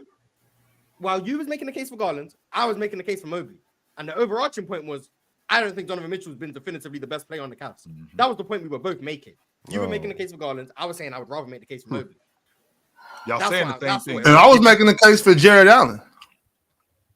Even though I'm making cases for guys not named Donovan Mitchell, basically. I made the case for Jared Allen in terms of Ron, you got my vote, Ron. I agree with you. Even though Saturday I watched Donovan Mitchell put a foot in Anthony Edwards' ass. Yes, he did. And what is he doing? And what did he do versus the Thunder? Somebody send Darius Garland some help. Send Darius some help. Not just against the Thunder on Thursday. Both the times they played him, I think he's 6 for almost 30, something like that. Actually, I'll do you a better one. Head to head, what does it look like? Head to head versus who? Donovan Mitchell and Trae. Oh, I don't know. I know Donovan Mitchell's been leaving with that L. Yeah. That's all. I don't think Donovan Mitchell's in the. I don't think Donovan Mitchell. Chill brought him up. I did bring him up. But I did. Yeah, but that's because Chill thinks Donovan Mitchell's probably playing better than I think he is. I don't think Donovan Mitchell would be the conversation. I think you'd have to have the conversation about different guards. I don't know who those guards would be, but Donovan Mitchell wouldn't be one of them. Like, to be honest, has Trae been playing better than De'Aaron Fox this season? Yes. Yeah. Yes. Ox ain't even De'Aaron Fox got no more, so he can't even communicate about this. He literally said, "I'm done talking about De'Aaron," like 4 weeks ago. Curry? Yes. No, Brunson? no, but yes. No. Brunson? No. Yes. No. You guys just for some reason you guys just dismissed 12 assists like it's I'm not. Yes. Again, you guys just dismiss it like Trae Young's one of the 3 best passes in the league, in my opinion. Like, you guys credit for that. No, I understand that. I'm saying aside from all of that, you guys do know that 12 assists is historical. He's having a historically good passing season. No, not historically good. Last guy to average 12 assists. Well, if I look at his passer rating, it doesn't look historic, Ron. I'm gonna be disappointed. Just so we're clear. Last guy to average 12 assists, Ron, was Stockton. That was in 93. That was 30 years ago. That's the last dude to do that since Trae Young has been doing it. But I'm thinking about I'm not even thinking about just overall guards. I just went with league guards. Has Trae Young been better than Dame this season? Chill. Yes. That's tough. Now with Giannis, yes. It's Without not Giannis, tough. no. It's not tough. He's giving you Dame same scoring production. He's On top of that, he's the number one on his team. Yeah. On top of that, he's giving you the most assists since the 90s. Like, I don't think you guys understand how hard it is to average 8 assists, 9 assists, 10 assists. We're jumping up to 12 assists. I don't understand that. Like, come on, y'all. Like, he's putting on a clinic every night. Y'all just took him on PrizePicks to get 14 assists. He's putting on a clinic passing. We have not seen this in decades. Seen what? A guy passed the ball like Trae Young with that production. Okay, I can with that unit too. Like, yeah, it's a good team, but he makes them better. I've seen Rajon Rondo do this before. Stockton what? Rajon Rondo, a great point guard. Yeah, I've seen point guards do this. Yeah, but the difference is Trae can score. I've seen Tyrese Halliburton do this last year. Yeah, and that's why he was one of the best guards last year. I think Trae's one of the best guards in the league. That's what he's saying. That's what Ron is saying. That he's Trae Young is 4th in the league in passer rating. So yeah, but Ron, he can do a little better than 40% from the field and 34% from 3, though. He for sure can. He can probably do a little better than that, though. He can. Tyrese Halliburton's 5th in the league in passer rating. Just put that out there, Mars. Yeah. Ben Simmons has a 10 out of 10, but Christ sent through a super chat. He said, thanks, y'all, and thanks to Claire for helping me with my free NBA monthly pass. In case you guys don't know, we are still giving away NBA league passes. All you got to do is pull up to playback when we're on playback, and we'll walk you through exactly how to get that free NBA league pass, and that will allow you to watch games with us on playback if you don't have an NBA league pass. So pull up to playback so we can get you that NBA league pass, and I'll see you guys there later tonight. Mm-hmm. Also, Christ became a YouTube member, so shout out to Christ. Appreciate you for joining up, my man. We got yet another super chat from Dirty Dev. He said, put me in the call. I'm ready to cook. Anybody and whoever. Good luck. Good luck. J-Rock said Jordan wasn't ducking. He was 36, and you trying to start over after winning? If anything, it's a good thing he didn't do a decision before Bron. Well, he was 35, actually. That man quit 3 times, man. That man quit. Got suspended once, too. We're the championship team. And you can't quit when you on top. I wish that. Just like Swiper gets frustrated with me. I get so frustrated with Swiper. He did not get suspended. That's not You don't true. know that. You weren't in the room. I do know that. You don't That's know not that. what happened. That's not what happened. Were you in the room with David Stern? They told him to walk away, chill. They told him walk away. It's too much drama. I ain't buying that. Nope. My goat would never quit. That's all I'm not buying that. So let me ask you this. Let me ask you this. So why did he say if David Stern would let me back? I never heard him say if David Stern would let me back. I never heard he said that. He said that in the retirement interview. He asked me. He did. He said if David Stern lets me back, you know, it's a possibility. I'm not going to say it's 99.9% that I won't come back because that's what he said basically. But he did say David Stern, which was kind of a weird thing to say. That's if there wasn't something behind. Chill. Hold on. Let me read the article. Yep. Sure. Said it. Wow. He might have quit. He quit, but that doesn't make him any. He doesn't make any less of a basketball player. It makes you a quitter, though, for sure. It makes you a quitter, but that doesn't make you any less of a basketball player. He quit. I will not argue the fact that he. People quit jobs every day. He quit his job, but that doesn't make him any less of a basketball player. Yeah, that makes them quitters. My goat is not a quitter. So my question is why would you get suspended for that amount of time, for that little bit amount of time, for what apparently what he quote unquote did in terms of gambling, even though there was nothing founded. He missed 2 years. Nothing. We know. We have confirmation. We have confirmation. He absolutely gambled tens of thousands of dollars for people that were in the mafia. We know that. That's a fact. And he gambled on. And he gambled on his games. On top of that, he gambled on his. Yes, he did. No proof that he did that. No. Jonte Porter. Chill town. Jonte Porter's the only person ever do that. Chill. Let me find out. We've never found that LeBron's on PEDs. You know what I'm saying? It's the same thing. There is a zesty. There is a zesty. It's the same thing. Bron's on PEDs and Jordan quit because he was a gambler. I mean, there is a zesty Jeffrey post out there. There's a zesty Jeffrey post out there of a man admitting that he bet on a basketball game with Michael Jordan, and they use that as a way to say Michael Jordan is great because Michael Jordan lost money gambling in golf, then turned around and rebet that man that he would score 50 and the Bulls would win by 20. Jeremy Roenick. He used to play hockey. That's, I remember that. Did he score 50? That's evident. Yeah, he's not only did he score 50, not only did he score 50, they actually did win by 20. So Jordan got his money back. So Jordan betted on the game. That's GOAT shit right there. You see, Hey, look. But no, wait, but this is the point. But to Swiper's point, if these are the rumors and the things that are circulating around the biggest star in sports history, especially during the 90s, this would be a good way to just, hey, just walk away for a little Look bit. at Chill hiding. Yes, No, I'm not hiding. So let's get to the bottom of this. I'm glad you brought that up, Swiper. You know why I'm glad you brought that up? Here's why I'm glad you brought that up. So where we are today, because just so you know, this happened in 1993 when he retired, right? This happened in 1993. Quit. So over 30 years has gone by with the technology that we have. One of the main reasons why people stay quiet, I learned this a long time ago. You know why people stay quiet, Ox? Because of this. That's why people stay quiet. Either they dead or they getting paid. That's why we found out about Diddy.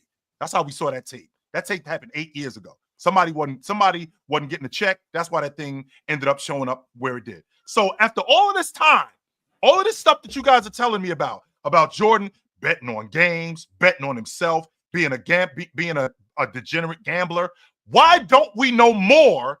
Why don't we know more today than we did back then? Why? Yeah, Why hasn't any of this stuff ever came out? The absence of evidence is not the evidence of absence. I don't get what you're saying. Chill. Back in 93, there was that's why a lot of the stuff about the NBA is hard to talk about, because you have to understand there wasn't no big media presence for the NBA without Michael Jordan. So here it is, Michael Jordan is attracting an audience of media that the NBA never had before. So now you got the TMZ type of media's coverage watching the NBA, and they don't care about the game. They want to see, well, what is Michael Jordan doing on his off time? And there's all these rumors and stories of Michael Jordan gambling, having gambling debts, even the rumor of supposedly Michael Jordan was in a deposition for a mafia trial.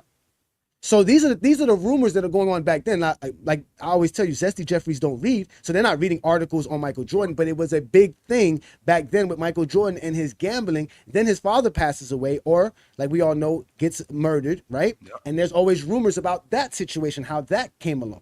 So there was always rumors about it. But again, talking bad about Michael Jordan is a no-no. So if you dared to try to write a report on Michael Jordan's gambling, more than likely you were not going to be heard. Which is fair. Jay, what is you keep saying Zesty Jeffrey? What is that? Oh, they necessary, yo. You ain't telling what a Zesty Jeffrey was? A Zesty Jeffrey. A Zesty Jeffrey is somebody that has Michael Jordan as the GOAT, but they know nothing of Michael Jordan's career. They're not Michael Jordan fans. And they spend majority of their time online arguing with LeBron fans about the GOAT conversation, and they have no history of basketball or Michael Jordan in general. Jeffrey Jordan. Zesty Jeffries. That's what they're called. They're Zesty and they're Jeffries. That's what they're called. Shout out to Zesty Jeffries. And I know we got to get out. I'm just trying to get. Are you a Zesty Ramon, Chill? I am not. No, it's just called a bronzexual. Exactly. Why y'all trying to change it? They got a name for us. It's called LeBron sexuals. Us. You can be a Zesty. Yeah, I mean, again, if you have, Mars, you're muted, Mars. Whoever has LeBron as the GOAT. Anybody who says LeBron is the GOAT will be called a LeBron sexual. I'm a grown man. Those words don't bother me. They call him James Dames, you know. Wait, what is Ron? I call myself the exposure, but that's something else. What is Ox for Sabonis? What do they call them? A word that rhymes with Ox, but I'm not gonna say it here on the panel. A rare Kings fan, because we don't never hear from no Kings fan. Ox is the only Kings fan. We live in a time, to your point, Jay, where things are exposed more times than not. And Sam Smith and Sam Smith, who used to work for the Chicago Sun-Times, said, quote, "We protected him more than I'd like to admit." He said that as a writer. However, when you're talking about something as substantial as gambling, when you're talking about something as egregious as compromising the integrity of the game from your best player, right? The moneymaker. This is the moneymaker. If we can blow the roof off of this thing, that's what your job is. Facts. That's my job to do that as an investigative reporter. If I have the information, who am I? I mean, what am I here for if I don't do that? Well, Chill, a lot of people don't do their job for reasons. The reason why you don't do that is because if you don't have that information. No, that's I'm having those are called whistleblowers. That's the point. And That's your job. Blow the whistle. Whistleblowers are know this. discouraged by no. Hold on, chill. You realize whistleblowers in history have been discouraged for thousands of years. Then go thousands of years by harm, violence, or money to not do their job. I'm not messing up my career to tell everybody that Jordan's a gambler. Listen, it don't mean that. There was a guy who. I don't give a damn if I know. There's a guy who did this. This is why Zesty Jeffries get exposed all the time. And I always tell Chilltown we're needed in GOAT James Kingdom. There was a guy who called out Jordan who did all of this. They put him on national television, on NBC, on NBA NBC, and they made him look stupid for saying Michael Jordan had a gambling problem. They put Michael Jordan on television with sunglasses on in a closed room with Ahmad Rashad, his best friend, to explain his gambling issues. Which is really not. Ahmad was his best friend. Ahmad literally went everywhere with him. Chill. You remember that? So again, they tried to cover it up. If the NBA and David Stern's brilliance could slight the FBI on a referee scandal, trust me, they can throw Michael Jordan's gambling thing. One ref got caught. One ref got caught gambling. Chill. Think about that. One in the entire era, only one referee went down for that. Come on, chill. Come on now. Come on. No, and mind you, it was more, but he was so smart. David Stern was so smart. He slided the FBI when they told him they were investigating. He shut everything down to where they couldn't find nothing. Chill. There was more. Yeah. David Stern knows there was more. Yeah, chill, but you know this. We all know there was more. If you're a referee out there and you're gonna put up anything on the NBA, make sure you get your picks from the panel and make sure you use PrizePicks. Look, all I'm saying is chill. I know you know this, and I know you believe this deep down in your heart because we talked about this. During the recession, there was only one banker that went to jail, and even though they crashed the American economy and put us in a desolate place, and only one person went to jail. All because you just need a fall man. You don't want to expose the truth. You just need one fall man, chill. You know that. That's how it works. That's always how it works, my brother. You know this. All right, y'all. I'm about to. I gotta run through these super chats, y'all. Ox, open your third eye. Sometimes you gotta open your third eye and stop trying to buy houses you know you can't afford. We can blame the bankers, you know what I'm saying, but shit, if you know what I'm saying, you trying to buy houses you know you can't afford, it's gonna get ugly. That's a W, Ox. That's true. That is so true. You gotta hold yourself accountable too. Hey, you know. All right, here we go, y'all. TS1 sent through a super chat saying, shout out to GOAT James Kingdom. He said, I have Jordan #1, but them Sunday shows on FYF is entertaining as hell. Yes. Stop going to FYF to watch us. You can come right to GOAT James Kingdom. That's where you can find us. When? So cute. What time? Jordan and Bron what time? #2. Yeah, we go live every Sunday noon Eastern time for the GOAT debate. You guys don't have a job. You have the same debate every week? No. We have a basketball conversation, sir. There's so many things we can talk about. Yes, you said for the GOAT debate. That's why I was like, no, we have a GOAT debate because contrary to your belief there, Mars, there's no basketball talk without the GOAT debate. That's why GOAT James Kingdom exists. We can't talk about Harden being greater than anybody because Iverson has to be great. We have to make Dwayne Wade great. Has nothing to do with basketball. Has to do with keeping Jordan's legacy alive and Kobe Bryant's legacy alive, which is the problem with Zesty Jeffries. The Zesty Jeffrey logic is all over basketball discourse. It doesn't matter if we're talking the GOAT debate or not. At least we here in GOAT James Kingdom don't hide from the GOAT debate. We attack it head on and let you know why Jordan isn't the GOAT and never was the GOAT. Never was. Facts. Well, I agree with that because it is a man who used to go by Lou Alcindor that still walks around. You were so close.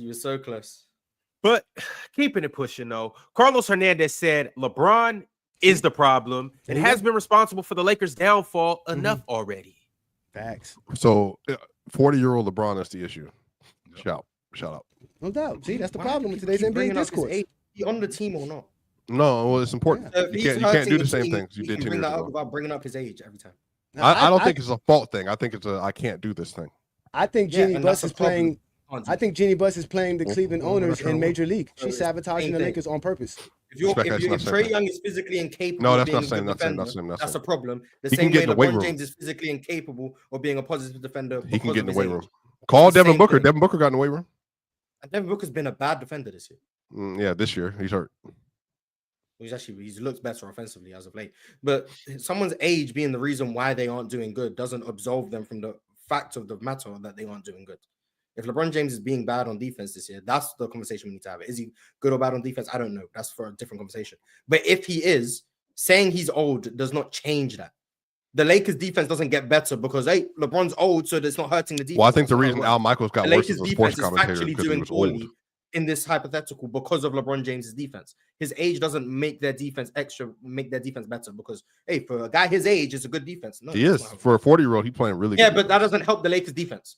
Well, I think the Lakers are mid anyway. Same thing with Anthony Davis. None of his rim protection helps the Lakers defense. My point was whether or not LeBron is good on defense isn't the point I'm making. My point I'm making is if he's bad on defense, him being old doesn't change. So you think if Chill gets called wash, it's not due to his age. It's due to his argument. Whatever the reason is, doesn't change that he is washed, is what I'm saying.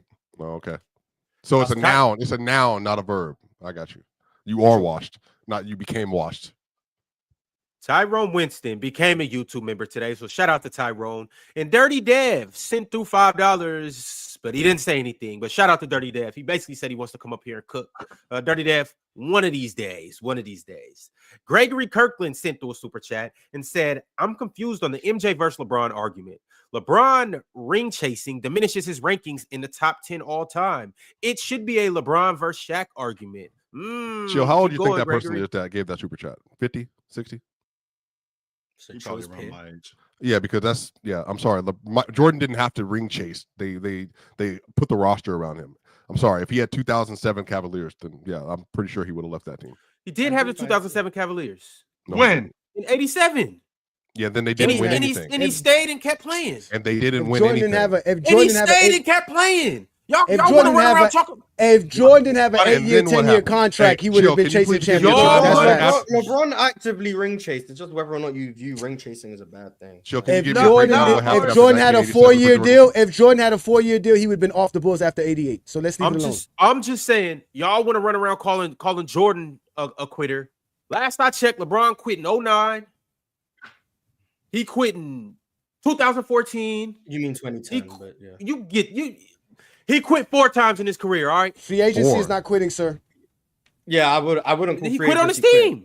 He quit on his team. No, he didn't. He quit on his organization. He quit on his hometown his contract was up. He quit on his hometown twice. He talking about they quitting. He talking about they quitting the game. That's what Ron talking about, which is ridiculous. Yeah, that too. I forgot about that. Jordan quit the game of basketball. If you want to say Bron ring chase, I think that's just he true. Quit. Everybody ring chase. He quit on the city of Cleveland twice and Miami once. Everybody's chasing the ring. That's why Jordan got mad in 88 and he was trying to get a trade in 89 because he was upset. He had an 8-year deal. He was stuck on the Bulls. He just did what Kobe did. He just, lit the fire under the organization. No, Kobe went on national television asking for a trade. So Jordan didn't do that. Hey, he was playing. He didn't ask for a trade. He didn't ask for a trade, Jay. He did not ask for a trade. He said they asked him specifically, would you like to be traded? He said, yes, I want to be traded. Let's make sure we get this straight, Jay. He did not ask to be traded. He demanded to be traded. Chill wants to make the word worse because Kobe's gone.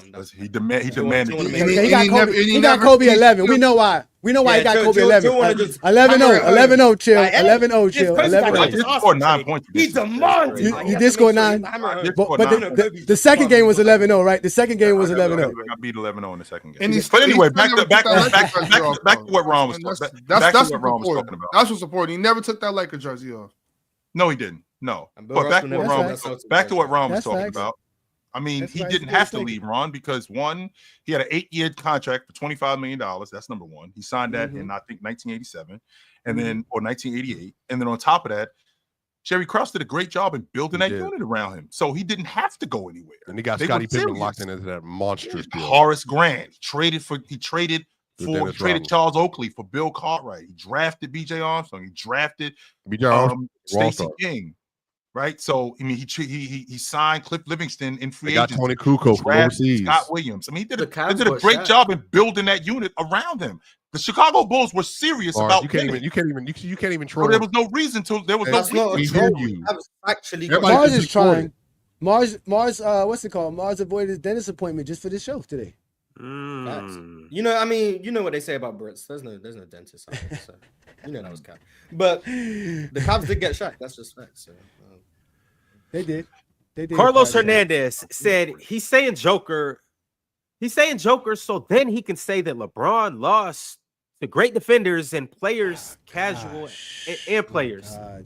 ass take. Jesus Christ. Like I said, see what I'm saying? You can't have a conversation without basketball without the GOAT debate being into it. That's it. That's why we're fine with it. I'm fine with it. Like I tell people, we don't run from nothing. Calling this the GOAT debate. It's the battle for second place, but I guess it's a GOAT debate. Third, it's definitely a GOAT debate. It's the battle for seconds. Bron and Jordan fans just be going at each other, at each other's necks, 24/7 to see who's second to Bill Russell. Like it's crazy. Like I'm just there, just watching them.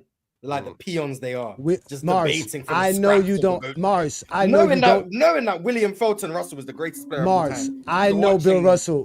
I know Bill Russell's not your GOAT. So stop it. Just put your hoodie back on and keep being regular Mars. My hoodie stayed on the whole time, and Bill Russell. I know that. So stop front faking. We all know. Absolutely my GOAT and is the GOAT. Okay, you're right. You're right.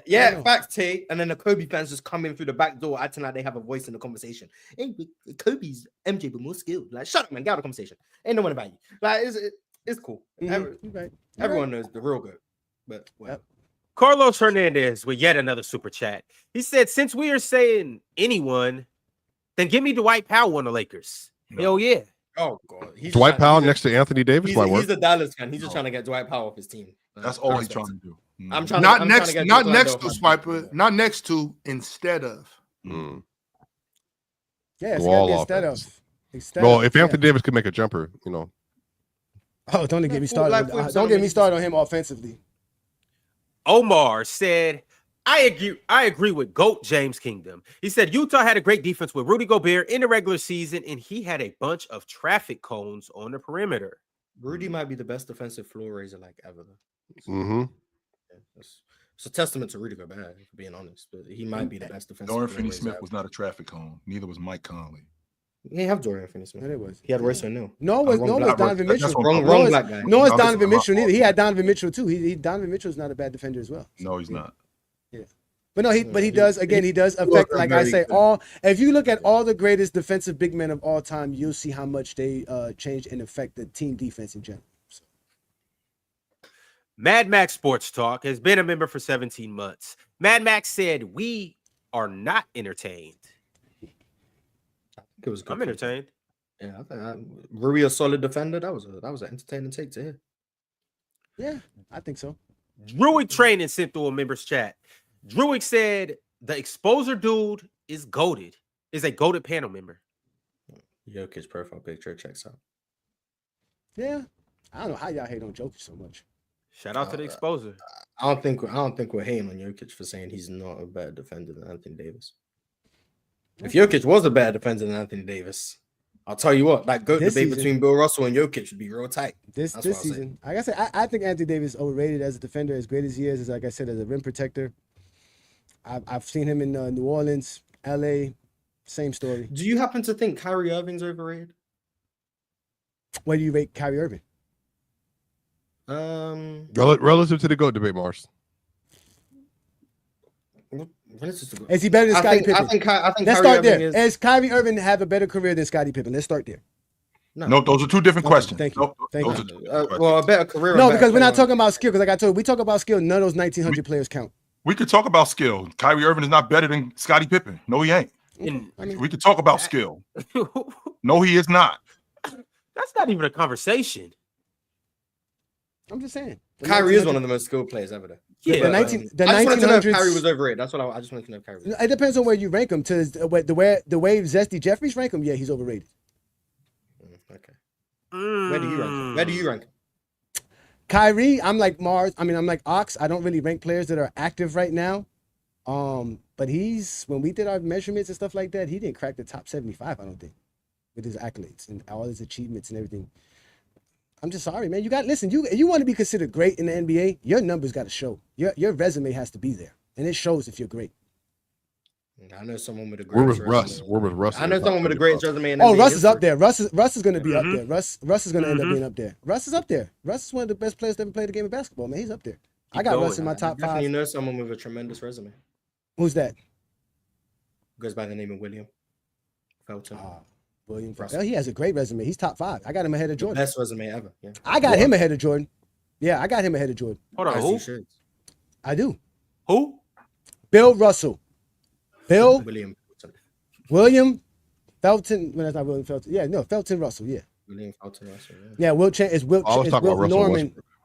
Oh no, Russell Westbrook. Yeah, I was just making sure for anyone who doesn't know that. I can see Russell Westbrook cracking my top 30 by the end of his career.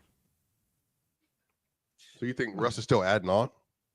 Yeah, he's gonna get a championship this year. He's gonna get a championship. Yo, this man comes off the bench giving you 7 assists. No, he's not coming off the bench anymore. He's starting. I know that. I know he's starting, but that's because Gordon's been hurt. Once Gordon comes back, they usually throw him back to the bench. No, Gordon's back.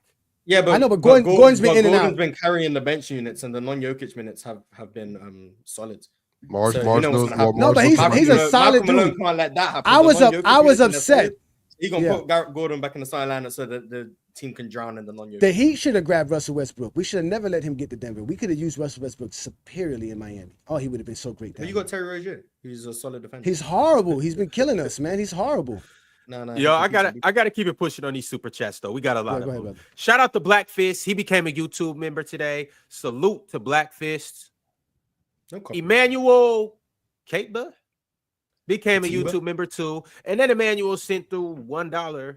Appreciate it. And then Emmanuel came through with the actual super chat. Emmanuel said he lied. Lakers were 11th in defense in 22-23. They were not 20. The team lacks a second rim protector. Jokic does not provide any rim protection. I don't go by defensive rating. I go by points per game. Continue. Oh, well, that's stupid.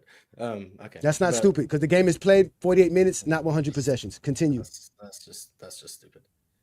Who's leading the NBA in points per game right now? I do. Defensively, the Grizzlies have the number 1 offense. They got the most points per game. Wait. Let me ask this follow-up then. So if they're number 1 in points per game, who's the best offensive player in the league right now? Who's the best offensive player in the league right now? Yes. Ooh. I mean, SGA is up there. He averages a lot of assists and a lot of points. Joker. One of those two guys. Well, what about John Moran? He's the best offensive player on the best offense in the league.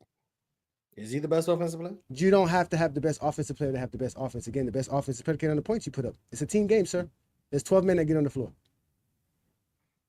That's facts, but unless you judging the effectiveness of the offenses and defenses by points per game, ignoring pace is the clear factor, and that is really weird. Pace is a part of play style, and that's why you have. But if you play faster, you have more possessions to score, which is why I play faster because I can. Stop me from playing faster, so that's why I got to play defense.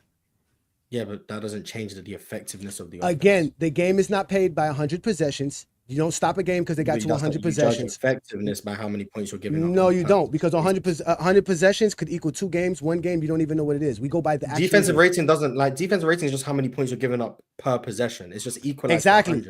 Instead of it being a 1.14, it's now 114. Mm-hmm. Exactly. And sometimes to make 100, you have to use less than a full game or make more than 1 game. So that's why. But you could also just use points per possession, which is a singular possession. On average, how many points do the Grizzlies give up on defense per possession? That's the effectiveness of their defense. Yeah, but that could equal less than 1 game and equal more than 1 game. If you play slower, you're not playing better defense. Again, this is what I'm telling you. But look, that's not. This is the thing, though. It could be like, I understand what you're saying, right? But as a defense, if I can get my offense more possessions by speeding up the game, slowing it down, or whatever it may be, I do think that should be factored in somehow. I don't think every possession. I don't feel that every possession should be created equal. So for you to say that, oh well, this defense is how many points are they scored on per possession? It could be by design that we have multiple possessions in 1 game, as opposed to that's why you can also I think half court and transition. So you can just be like, well, when we're in the half court, and then you're like, well, okay, well, we're defending in transition way too much. So ideally, we probably should slow down. Like, I understand that, but the idea of judging defenses by points per game or offense by points per game, then you end up running into the problem that means no defenses in today's game can be comparable to defenses from 20 years ago. None of them can. Well, it is a different game, though, Morris. It is a different. If we understand points per possession. Mm-hmm. Then we can start comparing defenses historically. Now we're at the point where it's like every defense from 2006 is better than every defense today. I'm not about to go say the Toronto Raptors in 06 are a better defense than Oklahoma City. I'm not about to do that. But when I say, right, but if you do the points per possession thing, no more. All I'm trying to say is that it depends. There is something that's not being factored into that.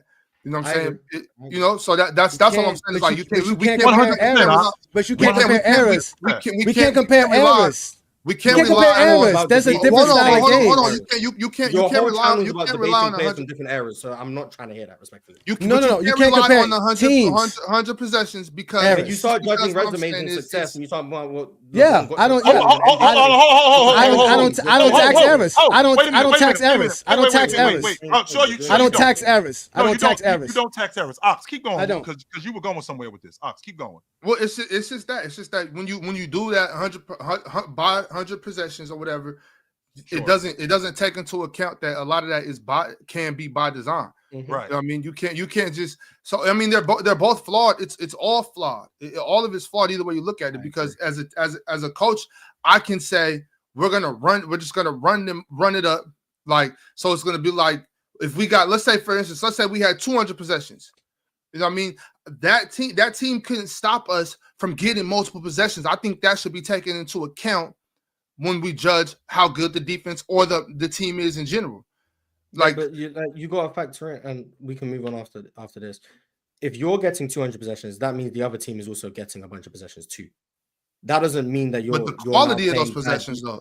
I agree, and that's how you get to the effectiveness of said possessions, which is points per possession. If there was somehow a magical team that managed to play 200 possessions in a game, mm-hmm. they wouldn't win the game 200 to 103 because the other team is also getting 200 possessions or somewhere close to it because you got to factor in turnovers and stuff like that. But they're going to get somewhere in that ballpark, which means they're likely going to score like 180. That doesn't then mean that team has now played bad defense in that game. That just means the game was just very fast. Because you can't just get, but it can mean that though, and the other team has 100 possessions. That's not possible. Again, the numbers that you're using to calculate this are predicated on more than one game. So if a team only played 90 possessions in a game, you have to find another 10 possessions to make it seem like they have an efficiency that Mars want. At the end of the day, it's about what you do in a 48-minute game. When I face a team, I'm going against a team. How many points do they allow me to score every game? They get me. I score 110, 105, 103. Again, that is what I go about. That's the strategy I go as a coach. You don't need 100 possessions to do. If a team plays 90 possessions and they give up 100, no, but that's what defensive rating is predicated on. Defensive rating is predicated per 100 possessions. If a team plays 90 possessions and they give up 105, defensive rating is how many points were given up per possession. The answer is 1.16. So then you just multiply that number by 100, and the defensive rating is 116. It's not less magic. It's not from different games. It's not from different games. Yeah, it's a per possession. Defense rating is a per possession number that because they didn't want to use a decimal, they just multiplied it by 100. That's what it is. So if you play 87 possessions and give up 100, then it would be 100 divided by 87, and then you just times the number by 100. It's per possession. So but Mars, my point is that when you do that, Mars, my only thing is when you do that, right? It's all based off 100 now, right? Because you did the math to make it seem like it's 100. Well, it's based on per possession and times by 100. Based on possession that didn't exist. So now he's saying you're adding possessions that never happened. Right. So hold on, bro. What I'm saying, real quick, just hold on, bro. What I'm saying is now it looks like there's 100. So let's not go over 100. Let's do what y'all just did and go less than 100, right? Now it's every possession in basketball is not equal. Yes. You know what I mean? So that's why I'm saying, that's why I feel like if you do the multiplication, you add it and it's per 100, it makes it seem like this is what would happen if we had 100 possessions, which isn't accurate. You know what I mean? But hold on. Just to clarify, you do realize we do very similar math to median income levels, like per household, right? Like it's a very similar formula. All you're doing is normalizing based on what you do per person, per household, and that's how you get to that number. It's the same thing in basketball. It's just per game, you normalize it by saying these are the amount of possessions you face, you multiply, and then you divide it. It's just very simple, basic math that gives you more accurate representation of how well you score. But that's the same thing with points per game. At the amount of points you've given up compared to the amount of games you played is your points per game. Very easily solved. If you have the problem with the 100 possession thing because no team plays 100 possessions every game, that's fine. Just use the points per possession they give up per game, and that's it. So if they play 90 possessions, how many points did they give up? Divide that number, divide the points allowed by the number of possessions they actually played, and you'll have a 1.16, a 1.08, a 1.03, a 1.24, whatever it may be. Use that number. That's better than just the raw points per game. And If the playing problem is good they tied by defense 100 limits and they just made up possessions. possessions, that's fine. Listen, Then just and change playing it good and use the defense decimal. limits It's better. possessions. That's Wait, the wait, point. real quick. Hold on. Let's stop yelling because I'm trying to hear what you're saying. Mars, so are you saying just go by per possession?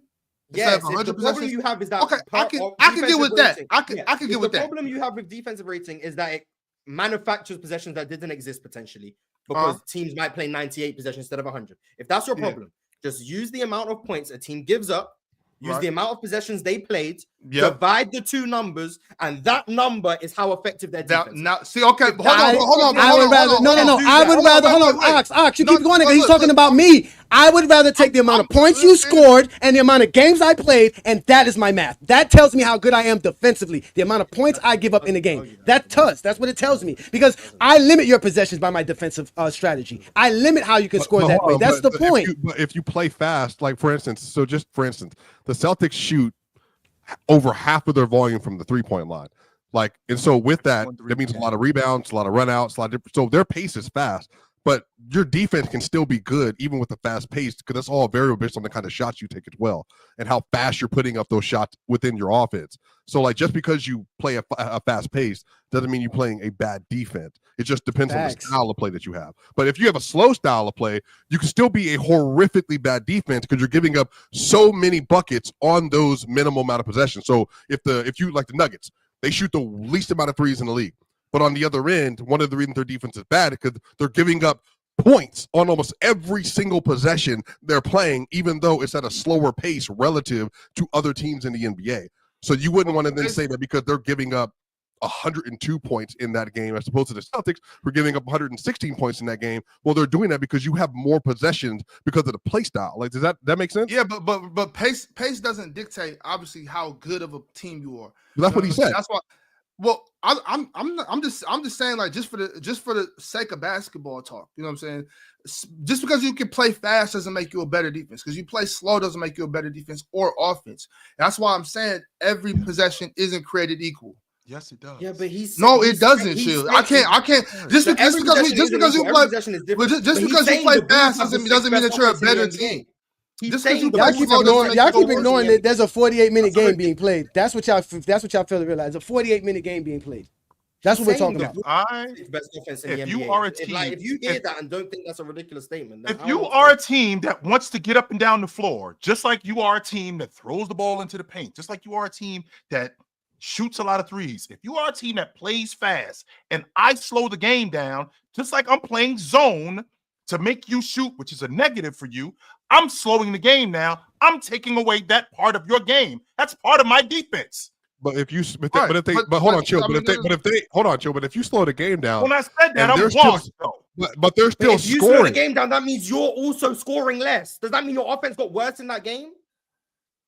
No, it doesn't mean that. But what it does mean is that but I can play that way. That's what it has to mean. Because this is like that's not what it has to mean. No, it doesn't. That's a silly calculation, man. It's simple. I give up 103 points per game as OKC. That's the best defense. Nobody puts up more than 103 points per game against us. That's what makes us the best defense. Slowing the game down.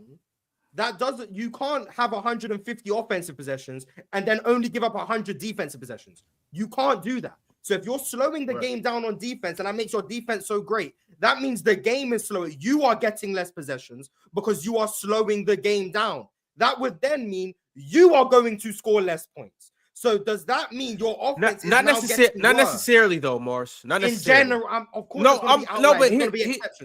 like OKC controls the possession battle because they force a lot of turnovers. So teams are wasting their possession by not even getting shots up, and that's a big part of the NBA game. You can play fast. So Mars. So are you saying so Mars? Generally, if you slow the game down, you are going to have less offensive possessions too. So let me ask you this: if you have a slower pace by forcing turnovers, if you have a slower pace, is that what you're saying? Having a slower pace automatically means you're going to have less points scored in the game. Is that what you're saying? Generally, yes. If you play slower, you are generally going to score. It also depends on the shots you're taking at a slow pace. Teams that have a lot of possessions. If you play a slow pace and 70, if you have 75 possessions in the game, points per game this season. The Bulls are 6th in points per game this season solely because of the fact that they are 1 or 2 in pace. Not because they are a good offense, but because they play so damn fast. All right. Well, Terrell, out of the top 10 teams in today's NBA, as far as defensive rating, since that's the rating you want to go to, only 2 teams have a offensive pace of over 100. Okay, but the league average pace is like 98, right? The league pace is right now is 99.1. Okay, so 99. So yeah, I would. Yeah, 99.1. So the teams. Okay, that's what I'm saying. So yeah, per possession. That's what I'm saying. So you're saying that if a team has a higher fast pace, they're gonna have a higher rating. Is that what you're saying? No, I'm gonna say they're gonna score more points, not have a higher rating. The Memphis Grizzlies average the most points per game. They have the fastest pace in the league. They are the 5th ranked offensive rating, but they have the highest pace in the league. So they average the most points in the NBA. The Cleveland Cavaliers have the 2nd most points per game, but they also have historically, I think, the best relative offensive rating ever. But they are only 6th in pace. But what they are doing to be 2nd in points per game is be the statistically the best offense ever. The 3rd most points per game is the Denver Nuggets. They are 5th in pace. They are 4th in offensive rating. Then we have the Boston Celtics, who once we know the analytics movement that they have. So they have a slow pace. The reason they score so many points is because they shoot the most threes in the NBA. So they shoot 54 threes a game. So their offensive rating, their points benefits off of that. Then you get the Atlanta Hawks, who are, where are they? 3rd in pace, and they are 5th in points. And I think offensive rating wise, they are, where are they? Offensive rating, they are 17th, but they are 3rd in pace. So they end up top 5 in overall scoring. Similar story with the Chicago Bulls, who are 2nd in pace, but have the 6th best offensive rating, but they have the 6th highest scoring offense in the NBA. The Chicago Bulls and Atlanta Hawks are not better offenses than the New York Knicks, for example. They are not a better offense than teams like the Indiana Pacers or the Dallas Mavericks or the Oklahoma City Thunder. But they play so fast, 2nd and 3rd in pace, that they are 5th and 6th in scoring. Are you telling me you think the Bulls are a better offense than the Thunder? Again, I told you what I go by. Yeah, I go by so points. I go by points per game. So based off of that, offensively, let me Thunder average less points than Chicago. You think the Bulls are a better offense than OKC? They by 0.4 points.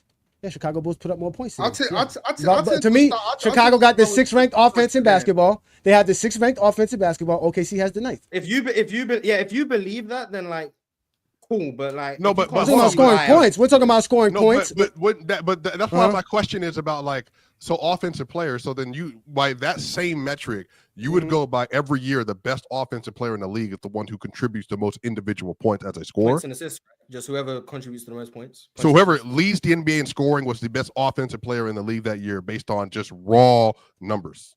From based off of assists and points scored, field goal percentage, those type of factors. Yeah, no, you gotta use field goal percentage. Field goal percentage doesn't matter. Remember, you can have high volume, high amount of points. Like Kobe averaged 35, relatively efficient year. But if Kobe averages 35 points a game, or let's say Embiid averages 34 points a game, they contributed to their offense more than anybody else in the league because they scored a larger range of their points for their team than anybody else in the league.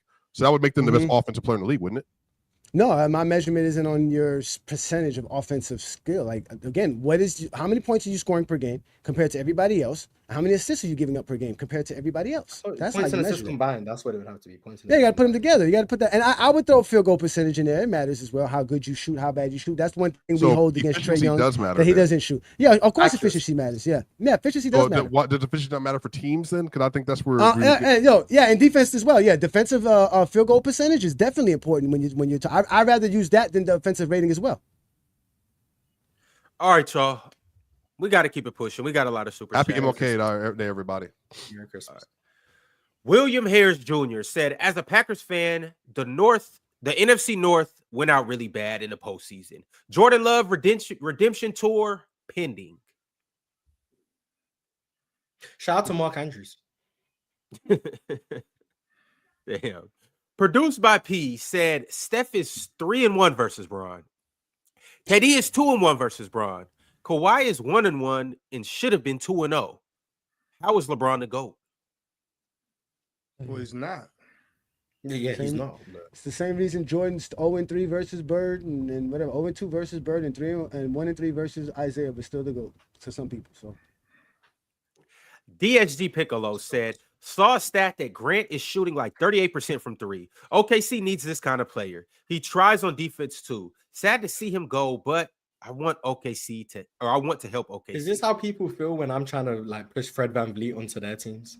Is it the same thing that like he's doing with Jeremy Grant and who just did it? Dwight Powell, Carlos Hernandez with Dwight Powell. It's amazing. Shout out to you guys for doing the work of your team. All of a sudden, said, let's all be honest. The Cavs and OKC are both pretenders and won't see the finals. Denver beats OKC in 7, and the C's Celtics sweep Cleveland. They might not make the finals, but I don't think I'd be surprised if the Celtics swept the Cavs, and I'd be relatively surprised if the Nuggets beat the Thunder. But I can see them making the finals. Don't hate that super chat at all. Yeah, I don't see the Nuggets making it. I don't think they're pretenders though, but I just think they could lose. That's gonna be. The NBA has great parity. It's up in the air. There's a lot of good teams. Produced by P sent through a members chat. Produced by P has waited 6 months to say LeBron got JJ Barea walking around like a legend. JJ Barea is a legend. First of all, in Zesty Jeffrey circles, he is. Yes, he indeed he is. In Puerto Rico, he's a legend too. Yeah, he is. Rightfully so. Yeah. Mikey said, who's the top 5 best perimeter defenders in the league? Also, what are your opinions on Jay Will starting for OKC with Hart and Chet out? Who else are they going to start? Top 5. I don't have an order, but Alex Caruso would be in there. Amen Thompson would be in there. Asar Thompson would be in there. Dyson Daniels would be in there. How many is that? 4? Mm-hmm. Lou Dort, probably. On-ball defender. There you go. Context Clue said, off topic. Swipe and Chill, thoughts on the Commanders versus Lions and Ravens versus Bills. Swipe and Chill aren't here, but if you guys want to hear more about this in football talk, pull up tonight on Playback. I will be with the goated football panelists watching the national championship. Y'all pull up, come and have a good time with us, and we'll talk about NFL. We'll obviously talk about college, and we'll talk about everything in between. Make sure y'all there, and I'll see y'all soon. Shout out Mark Andrews.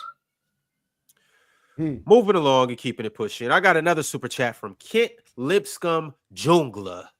Jungla's been around for 21 months. He said 1.3K watching and only 300 likes is crazy work. And I agree. He said Tim Duncan top 5. And this game showed me why I wanted Ware at the 8th pick this year. Castle # rookie of the year. I forgot they had 4 and 8 and they traded it. They could have done something nice with that 8th pick. Dookie Baylocks said, since the trade, Lakers with Dorian Finney-Smith gave up 115 points per game with a losing record. Without Dorian Finney-Smith, the Lakers are giving up 110.6 points per game. Lakers need Zach bad. Rob, get it done. He really doesn't like this Dorian Finney-Smith trade. Hey, they need Zach while he's spitting. Good. Ray B said, don't walk back that Shea take later down the road, Ox. I assure you, I will never walk that back. He will never be better than Kobe Bryant. I don't have to worry about that. I don't have to worry about that at all. Nikola Gotchabich sent through a members chat. Mr. Gotchabich said, I know y'all seen my rookie, but 25 on Wemby? He did. Kaloa had 25 last night. He did. Off the bench, too. CT the GOAT became a YouTube member. Shout out to CT the GOAT. Members. AKA Leroy said, serious question. How big does living through something or seeing it in real time affect how you rank players compared to hindsight? Yeah, you have to defer to you guys. I don't know. I think it matters, man. I think it matters. Nostalgia is real, like for sure. And you are more likely to hype something up based on if you've seen it. But also, too, a lot of times when you don't see something, you're going to underrate it or not give it the credit that it deserves. Definitely. Who's allowed to have nostalgia? That's the problem. Some people are not allowed to have that nostalgia. I think you do run into the problem of recency bias for like the current thing. You can underrate the past if you never saw it. And I also think going back and watching it, you have to like be conscious that comparing it to today directly will lead you to like some really stupid conclusions. Like if you're watching a game from the 80s, for example, and you see a pick and roll and you see the defense go under and you're like, well, Magic Johnson's trash because he's in the shoot, just pull up 3 out of pick and roll. Like you're just going to end up calling everyone in the era trash. So like you have to understand the differences in how the game was played and like the differences in what was expected of players to like be close to realistic is what I would say the biggest challenges with going back and watching. Because I mean, there's a lot of people that actually, like the younger cats today, actually believe that those run faster and stronger and jump higher than they did in the 80s and 90s. It's hilarious. But they do though.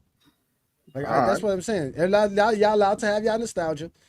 Nobody's stopping y'all from having that. But yeah, let's stop it, man. I think the S tier athletes would be S tier athletes wherever. Bernard King was not athletic. Okay. I think the S tier athletes would be S tier athletes wherever. I just think maybe the average might be better. But I also think the reason why you don't see like the jaw drop in athleticism on average is because like there was a lot less space to like drive and finish over the top of people as opposed to what you have today. It's harder to dunk on 4 people as it is to dunking on 1. I'm just using that as an example, but you get my point, I think. No, I don't. Okay, I don't have time to explain it. So yeah, you don't.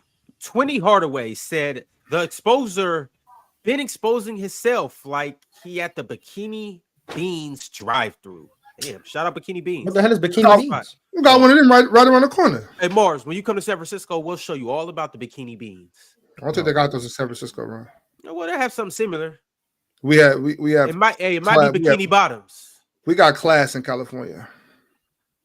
Shameful takes, brother. AD is one of the best defenders in the game has seen. The game has seen? Like I said, y'all haven't seen a lot. As I keep telling y'all, Zesty Jeffries. You Runnings 5.7 said Chris Middleton coming off the bench for the Bucks has been so vital for their offense. Top 7 defense, by the way. I think they should continue and close with him. Yeah, him coming off the bench has been good because defensively he's lost everything. He's a bad defender at this point, but offensively he can still give you a punch, shot making. I think he's the 2nd or 3rd best passer on the team. So offensively he gives you a much needed punch off the bench, and then you can obviously still close with him in certain lineups. So him coming off the bench can I think is useful overall, but it's a shame seeing how much he's regressed defensively. He used to be like a legitimate positive, and now he just sucks. So that's a shame. Classic said both LA teams are in a perfect position right now. I wouldn't be surprised if we saw LA Western Conference Finals. Okay, I'm just gonna disagree. I'd be very surprised. Keep going. That's not crazy. I don't think it's gonna happen, but you know, I would be shocked if the Lakers made the conference finals.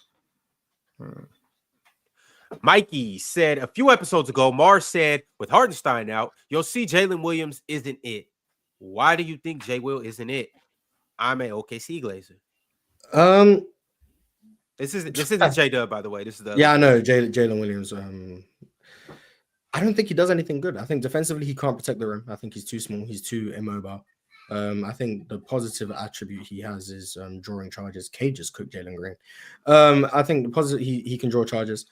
He's not a very good rebounder. He's a willing passer, but that comes away from his willingness to actually score the basketball. Forces passes. Offensively, he's like a theoretical floor spacer where he can make threes, but no one guards him, so he doesn't garner any respect, and teams just ignore him for the most part. And then he's not a willing enough shooter to where he's gonna launch when he's wide open. So you'll get like 2 threes, and he might make one, but it's not gonna provide much value. And defensively, he just bleeds a lot of value. But in this current defensive system of OKC, they can mask him and they'll be fine, I think. But he's not a good center, in my opinion. All right, keeping it lit. Kareem NYK 2001 said, Ox, bring back Ox Court. Nah, it's too real over there. The internet's far too soft for that. Who even needs to be in court?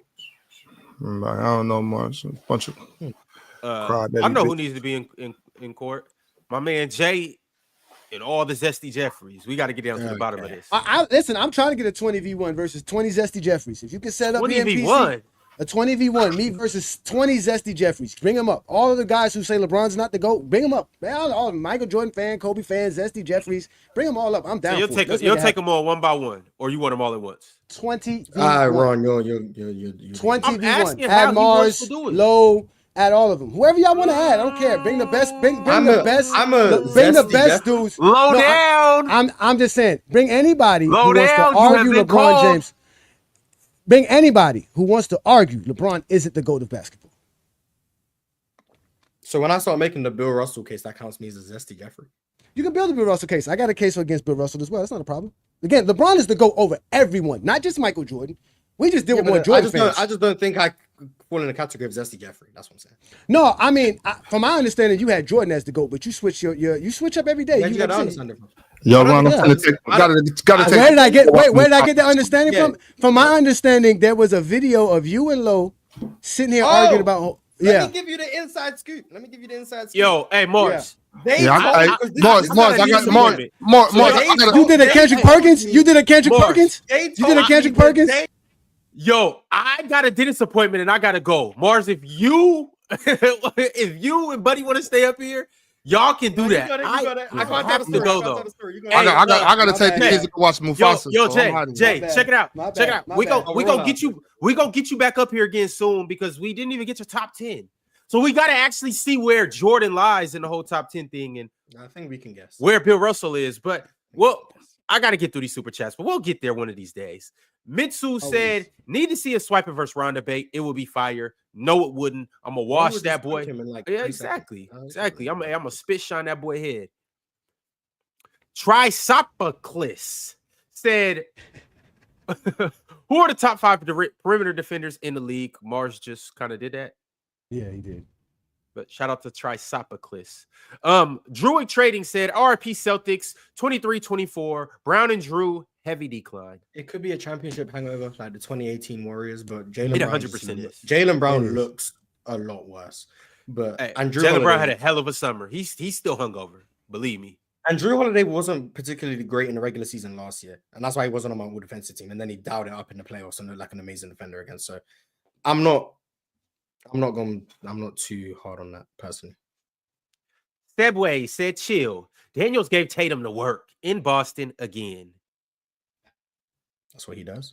28-11. That's all I got to say about that game. TS1 said, he's hilarious. Keep going. Don't mind the chat. Exposer, keep going. Keep exposing. Nah, listen. We having fun, man. I came here to talk basketball. I knew my Anthony Davis comments. Trust me, on our show, when I said what I said about Anthony Davis, sparked the same issue. So it's fine. I'm cool with it. I talk the game of basketball. I'm allowed to my opinion.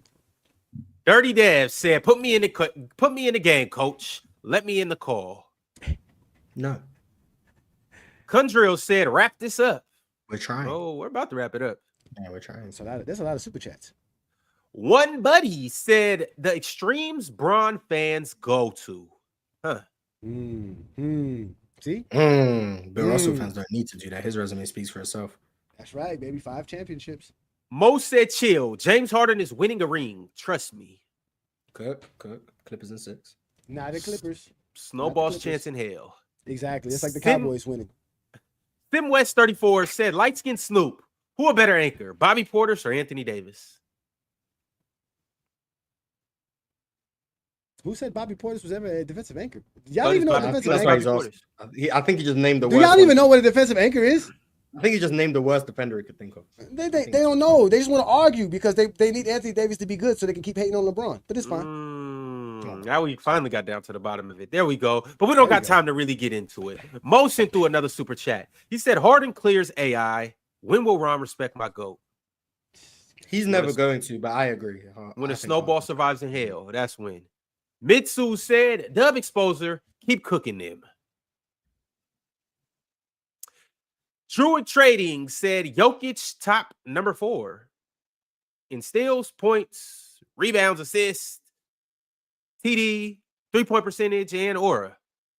There you go. Carlos Hernandez said, hey, man, how much does Clutch Sports pay you? Enough money to not buy no Jordans. I'll tell you that much. I'm good. Jay Greedo said AD must have stuffed bro in a locker or something. You seen what AD was getting on? He stuffed the Lakers defense in a locker. That's what he did. Fit Jones said, dude really doesn't watch the Lakers. Okay, please take him off. Yeah, please take him off my TV screen. Please take him off my TV screen. Please do. I'm tired of talking to Lakers. They suck.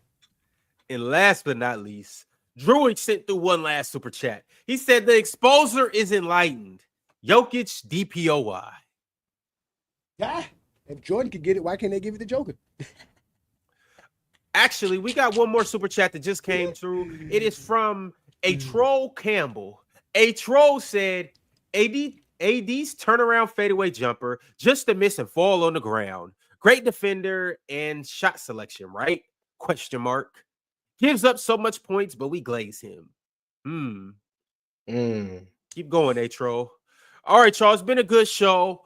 Yo, Jay, we're going to get you back on sometime soon. We need to really get down to the bottom of this GOAT debate. We need to hear your top 10. And you probably need to come up and bring the Lakers fans back down to earth. And also bring the Zesty Jeffries back down to earth. And also expose anybody who thinks that Kareem is not the GOAT. But we don't got time for that. We don't got time for that. We have to get to other places. So once again, I'll see you guys on Playback later tonight. Make sure you like the video and make sure you subscribe. Make sure you keep commenting, and we'll catch you guys later. Keep going, Zesty Jeffries. Merry Christmas.